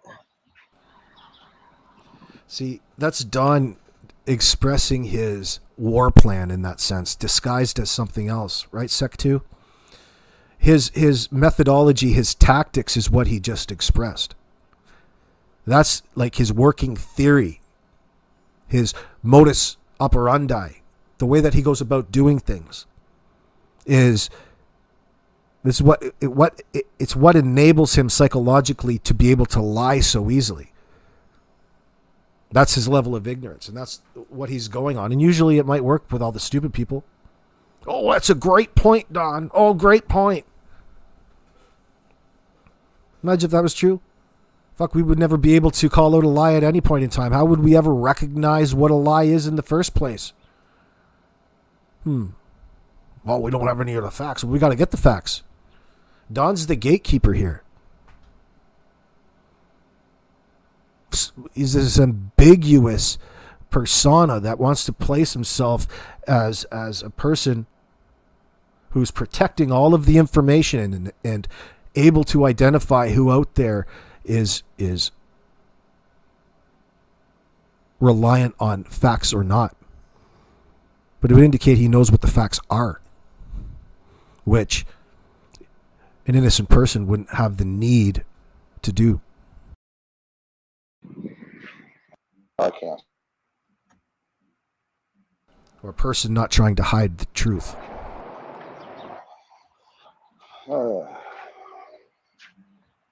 Anyways, let's see. Is there any other unique questions that you all would like to ask? Were you not here to be sweet? We're here to find Summer. Exactly. Well, terrorizing the parents and being mean to them and all that, how's that help find Summer? I mean, saying horrific stuff, and how does that help? See, oh, that's Justin that's saying that. See, this is a rhetorical line I hate. And people will use it with other cases. Listen, you're not here to find anything. You're not going to find anything by looking at your computer screen or mobile device. That doesn't equate to finding anything or looking for anything. Why not represent what it is that you're doing more accurately? Going back to this rhetoric is wrong in these circumstances because it gears people up to be divisive, an us versus them mentality. It goes without saying why the fuck we're all here. And it doesn't need to be reiterated. It's all this Summer. We're Summer's army. We're here to find Summer. No, you're fucking not, dude. You're on the computer and you're here to talk about it. And shit, talk Dawn. You can be honest about it.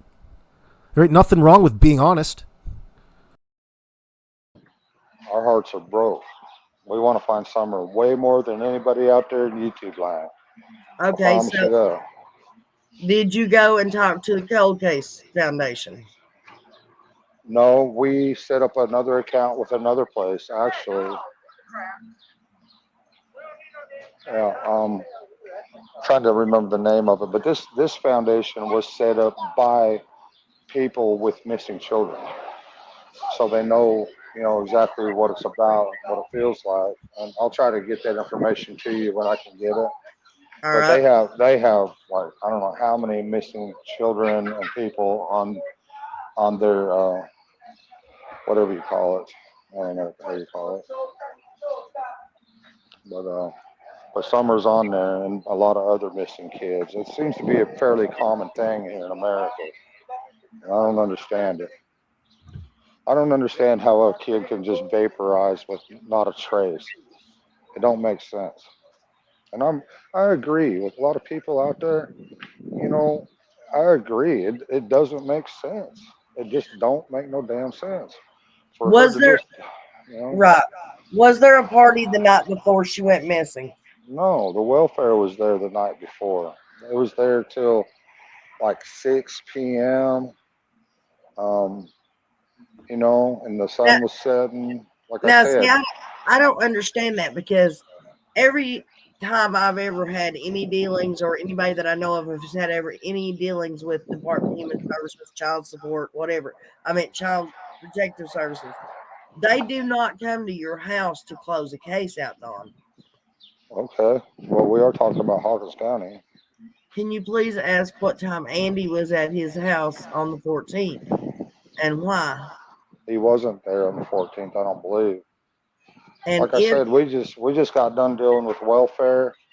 What they brought out, our regular welfare lady brought out her supervisor with her, and they brought her four-wheel drive because our driveway is so steep, and they just let us know that they was closing out the case, and everything was hunky-dory fine.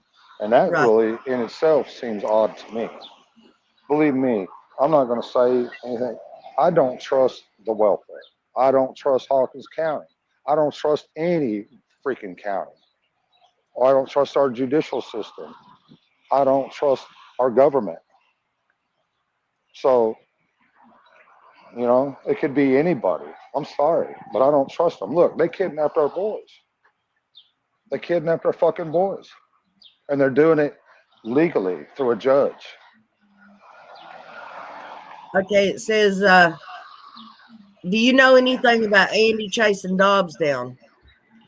Well, only thing I know is there's a big old fight, and I heard a lot of commotion. She was, you know, from what I was told and what I don't know a whole lot about it. I really wasn't there, but I heard a lot about it, and she was, uh, what's her damn name? God damn it. Um, what's Andy's ex-wife's name? I forget. But she was really upset that he wanted to cut a road across their driveway Who, to get Jody access. Sue? Yeah, Jody C. That, yeah, he wanted to cut a road across their driveway so that he could access his property there. And she threw a fit. Had the police out there, everything. Threw a fit. And How do you know Alfred Vaughn? I don't know. I don't know who that is. I have no idea who that is. I don't think he's talking about a support group. I think he's talking about it's a group that finds children, missing children. Yeah, we went with a totally different foundation. And it's really good because, like I said, these people have missing children. And if you look at their cases, you can see it seems to be somewhat normal in America for kids to come up missing. I don't understand that. Something's going on. I don't know what it is, but Have you ever heard of the missing 411? No. It's They're different in people. Tennessee? Yeah, it's different people. Well, in the Appalachian Mountains and stuff, people that go missing, kids that go missing.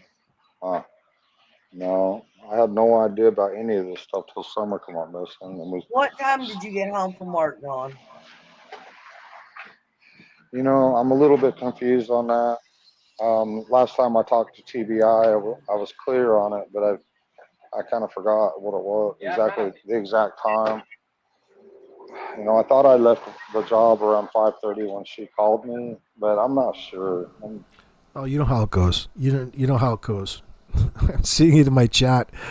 You're praying poor little Summer is found soon and somebody will get arrested and we will never have to listen to the lying Wells voices again. They're all disgusting. Well, you know how it will go because it'll just turn into being wrongfully convicted. It'll be a continuation of exactly, Don making himself out to be, wrongfully accused, being railroaded, etc., etc. That's got to be a fairly common thing I really can't remember for sure. from law enforcement's perspective. That jogs my memory about something. Now, Lawson says that you guys were looking for Summer for a while before you called 911. Well, I'm sure Candace looked around, for a while. When I was on my way home, I was on video chat with her all the Yeah, she. way home, and I could see her driving around in her mother's truck, around the area, looking everywhere, asking questions. So I'm still trying to figure out how that happened because y'all say that you ain't got no service up there. well, on video, on the internet.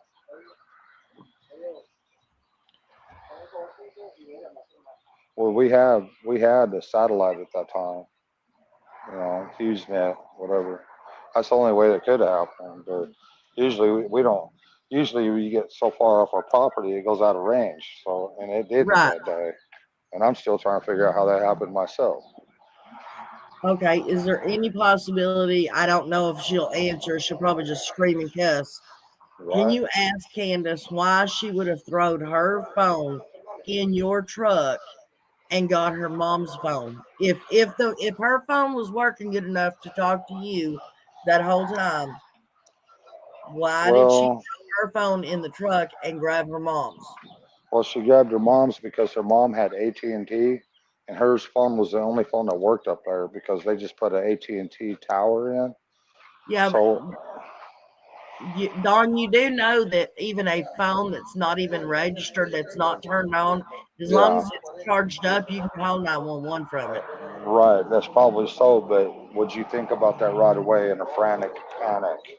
When you're panicking or whatever, you're thinking a mile a minute. You're not going to think of every little thing or detail like that. Well, because it was said that he drove the Subaru to work.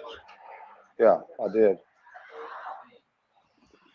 So did you tell Doug or Josh or whoever it was that you drove the truck, not the Subaru, as another one of your bullshit stories? As one of my bullshit stories? Yeah, No, I drove the Subaru. When I finished that last job with, oh my gosh, I am bad with names today. Anyway, I guess I'm tired. That guy I fired, Dudley. When I got done with that job, I decided to drive the Subaru for a while and put some miles on it. I fired him the day before. Right. And then had the dealings with the welfare when I got home. And I thought the next day was just going to be a beautiful day because I didn't have to deal with Dudley no more. And everything was fine. It worked out good. And I had that long talk with my buddy up there about Dudley and other things. See, the big boss, Richard Tucker, he was out there when I fired Dudley. And I don't know, man. I don't know why that guy, but anyways. A lot of people are wanting to know who was your 7 alibis you were talking about. How many times do I got to go over this? Sorry. God, it ain't your fault. I mean, I get it. I guess I'll just keep. The night I said that I was drunk, number one. Okay. But I mean, honestly, when I was out on the job site, I talked to Richard Tucker. I talked to my buddy who had a crew of 4 people. So that makes 6 people alone that see me out there on the job that day. Right. Um, and then plus my cell phone pinging out that way and all that stuff, whatever. Hey asshole Don, if you're so great and you can incorporate in an alibi, then you're able to incorporate some sort of time frame in with anything, because without the time frame you're not going to have any one of your alibis. All right, your unwillingness to share any times and dismiss time frames away, both of you, Don and Candace, are a demonstration of avoidance rather than legitimate absent-mindedness. But plus the car pinging out there because it has that whatever the hell them damn new cars have. I don't know. When the pictures at something works, I can't think of it. The Pigeon Forge pictures, Don, when y'all Wonderworks, when y'all went up there. I and didn't go. Candace Okay. and the kids and grandma went. I think. I didn't. Did they go to Gatlinburg or did they go to Pigeon Forge? Hell, I really don't know. Can you ask her, please? I don't know if I want to ask her anything right now, to be honest with you. She's in one of them moods today. Every time I talk to you, she's in one of them moods. Well, she's been through hell, though. Right now, she hates the world. I don't blame her. But anyways, the point being, guys, all the pictures that I've ever seen, I live here. I grew up in Sevier County. I grew up in Gatlinburg and Pigeon Forge and all that. The pictures that I seen was not of Gatlinburg. They were of Pigeon Forge. Nice. Gatlinburg is a completely different town. Well, you would know. You know what I mean? Okay, who were the bad friends that you mentioned Candace having? Well, I mean, obviously, her friends that she thought she was friends. I mean, which one? It seems like there's been so many befriend her just to turn around and stab her in the back. Well, no. You were talking to Brian Enton, and you said you reckon Candace just had some bad friends, or something to that effect. Yeah, I'd probably talking about, Hunter's parents and them, it's probably what I was talking about.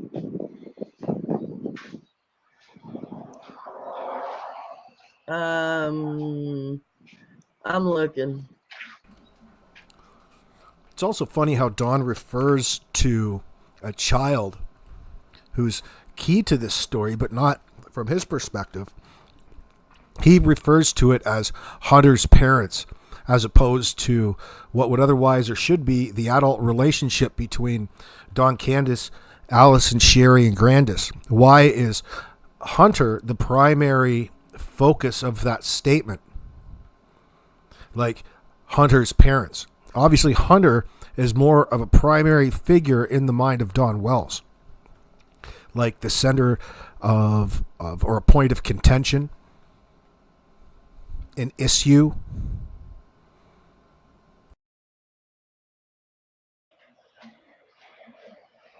I tried to look up chat. I don't know why I can't pull up chat.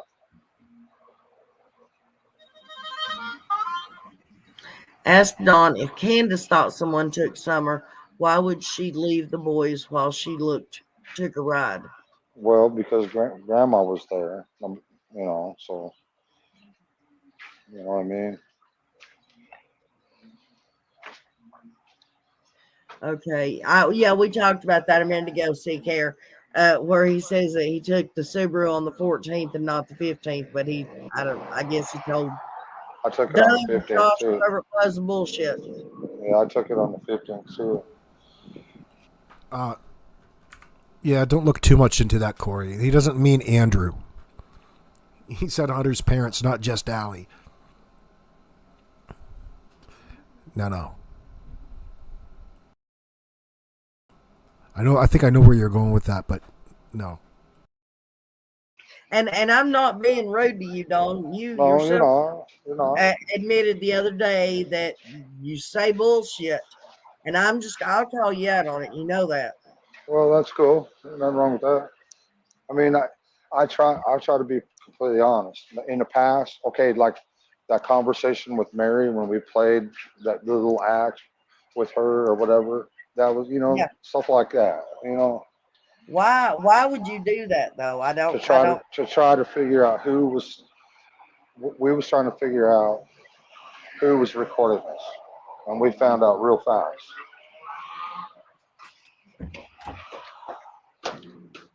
But wasn't there an easier way to find that out? I don't know. I thought it worked pretty well.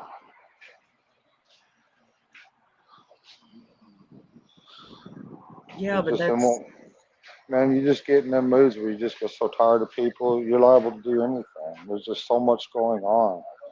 I wished that I could bring to life for you all exactly everything that was going on. Not only did we have all these psychos coming after us out of the woodwork, YouTubers, psychos, psychics, YouTubers. We had the police. Not all police. Some of the police are Again, it's unacceptable for him to sit there and compare, and all of a sudden, when he gets a little tight, you all don't know what it's like to be in my situation. Therefore, that's some sort of justification as to why I'm acting inappropriate or acting contrary to a concerned parent and actively lying to everybody. See, it's a justification and an admission, both one and the same. He's just admitted to you that he's been lying. He's been lying. That's what he's really done with his statement. And he put it back on you all and everybody out there, and they just don't understand what it's like to be in his situation.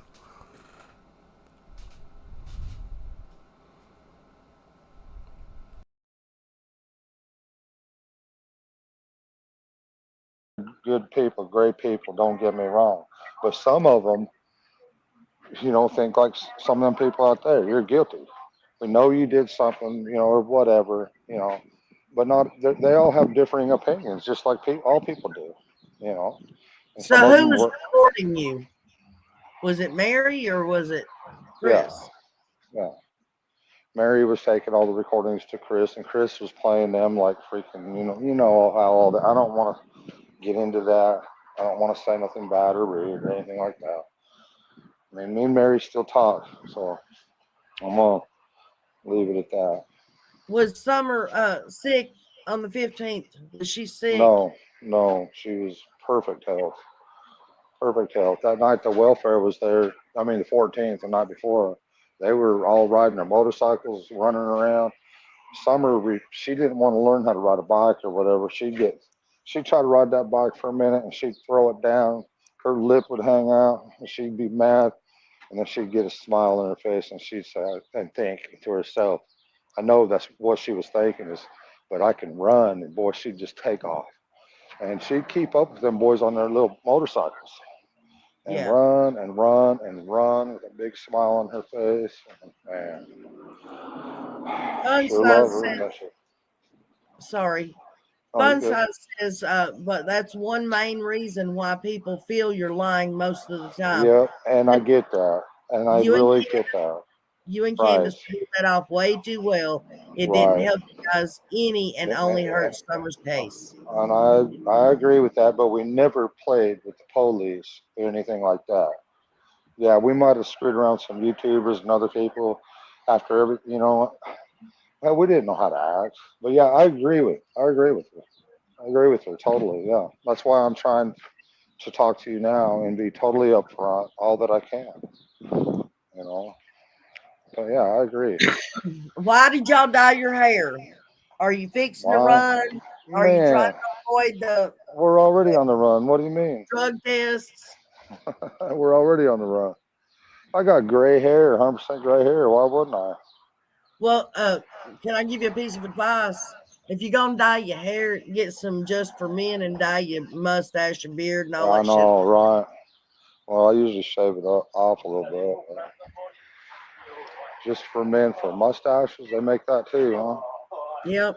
Okay, cool. I mean, I've never done that before.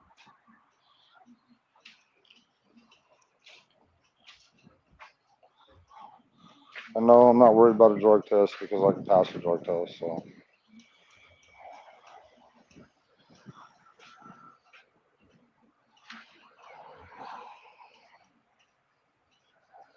I'm looking.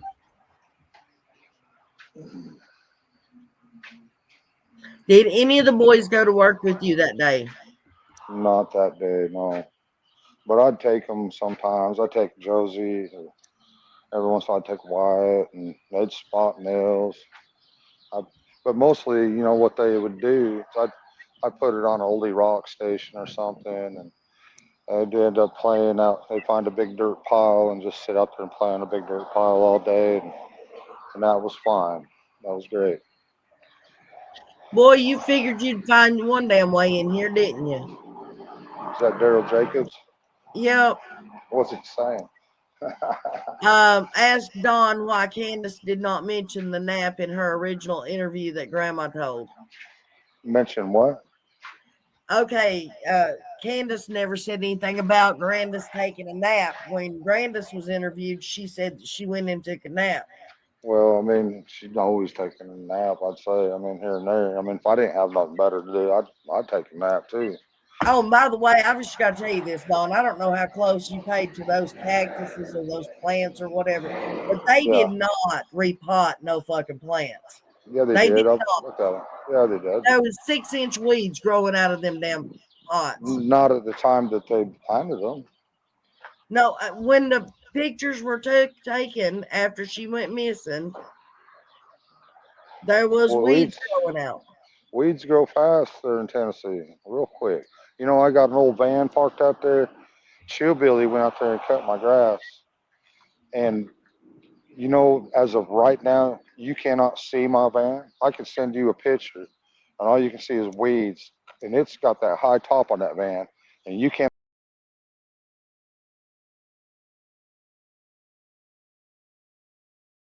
The reason Don Wells is forefront in speaking on behalf of the family, on behalf of the last people to see Summer alive, is that he can't afford for Candace to take this load on herself. Why? Because she's not as responsible as Dawn is in all of this, in the entire situation.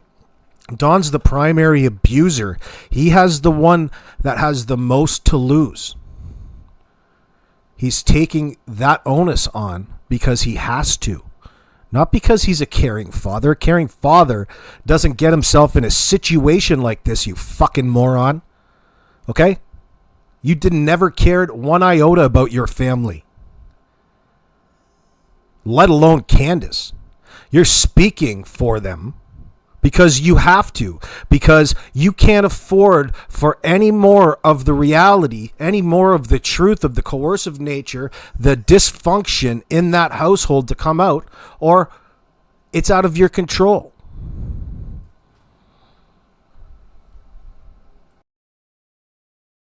Not see that van except for you can see a little piece of chrome through the weeds. It's East Arkansas is subtropical. You live there. Right. Plus, you're talking about June. Do It you don't know take long. Brandon Lawson? Do I know who? Brandon Brandon. Lawson? No, I do not know any of them people. No. I Okay, learned a lot about them. I learned a lot about them when I was in jail, though. it was said that his sister was up at your house like a few days before Summer went missing. Not that I'm aware of. Because as far as I know, it's just me, Candace, and the kids. Well, and of course, the welfare up Oh, our and I ass. do have to ask this. Was Crystal Spencer your guilty pleasure? Yeah, that was a big mistake. Okay, gotta ask another one. That blue couch that was downstairs that was in front of the door, Oh right? man, don't ask me about the blue couch. Oh My, no, no, I'm oh not my gonna ask you gosh. where it's at. I got to joke a little bit.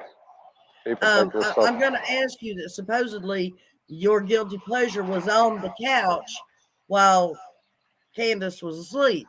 Well, that Oh, I couch don't was at know. the foot of your bed. I don't know. See, back then, when all that happened was years ago, because that's when we just started building our addition, and we had just got the subfloor down, and that's when all that happened. So That you're was like saying the couch that was wasn't at the foot of the bed at the time. yeah, that was a long time ago, and I've been paying for it ever since. Yeah, that was a dumb mistake that I really regret. Did Absolutely. did Summer like to play hide and seek? Yes, she did. Did she But ever hide in that? Whoops. Dawn has to lie in this circumstance. Dawn knows full well the repercussions of what it means to be a child sex offender going into prison. That's a guaranteed ticket for murder. You're dead. That's as good as being dead to Dawn Wells. And that's incentive enough to carry on and carry out this narrative. That's motivation to get him to lie so easily, as we like to say.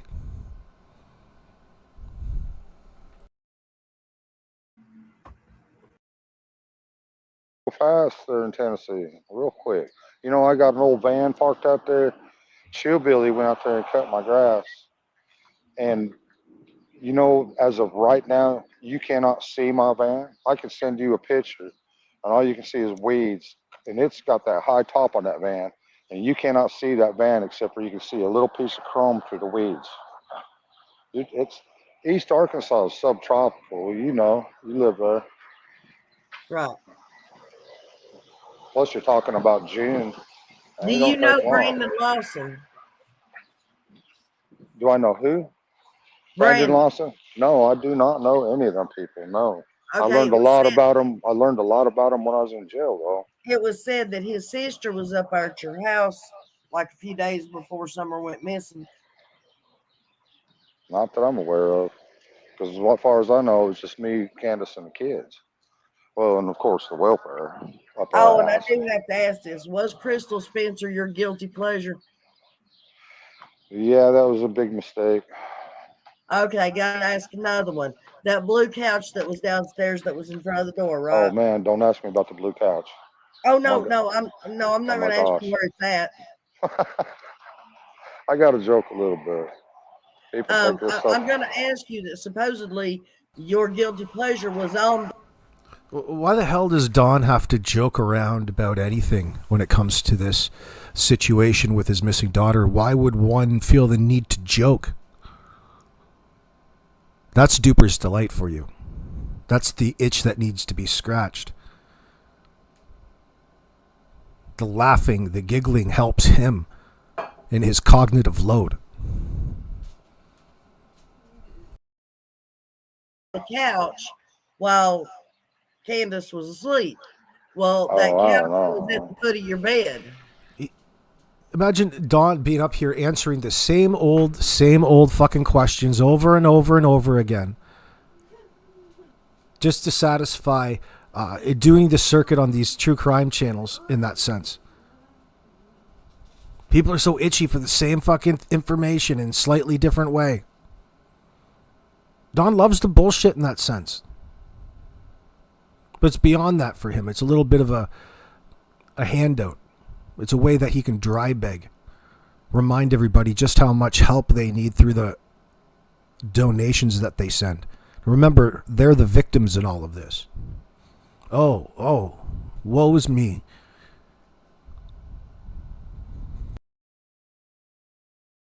I don't know.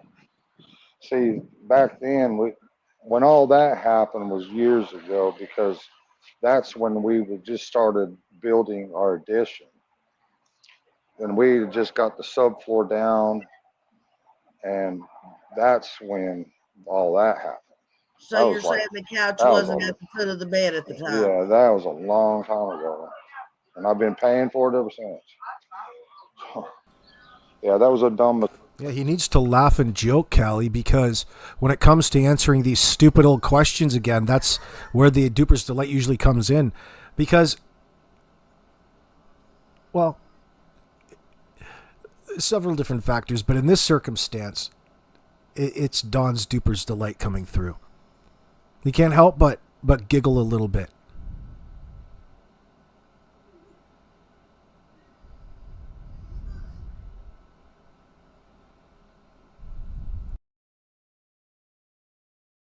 That I really regret. Absolutely. Did Summer like to play hide and seek? Yes, she did. Did she ever hide in that refrigerator? No. I Then mean, why were you beating the hell out of that refrigerator that day? well, like I explained, the kids would go out there and beat it with sticks, and it made a drum sound, like pretty loud, like. And I was just showing them when I was on the news that day. I was just, or whatever it was, I was just showing, some of the things that the kids like to do. Right. That was,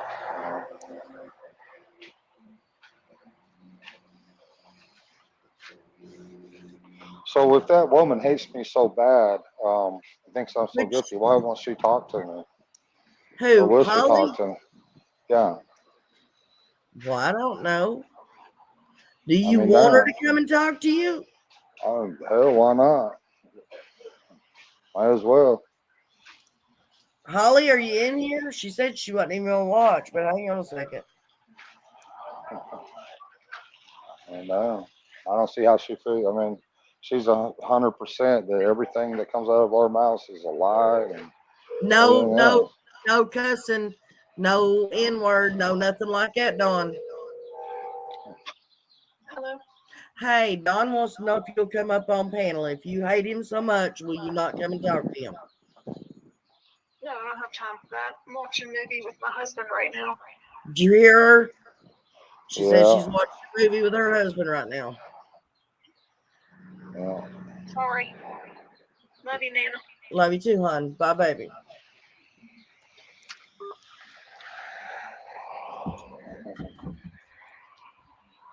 I can only do so much. Yeah. Yeah, that's all right. I'm sure she'll go on. Are you there? It's interesting as just an observation or an experiment in psychology, I guess, to observe the number of people that are emotionally attached to the Summer Wells case continuously come back up to the feeding trough and asking questions, the same questions, and expect there to be an honest answer by the prime suspect.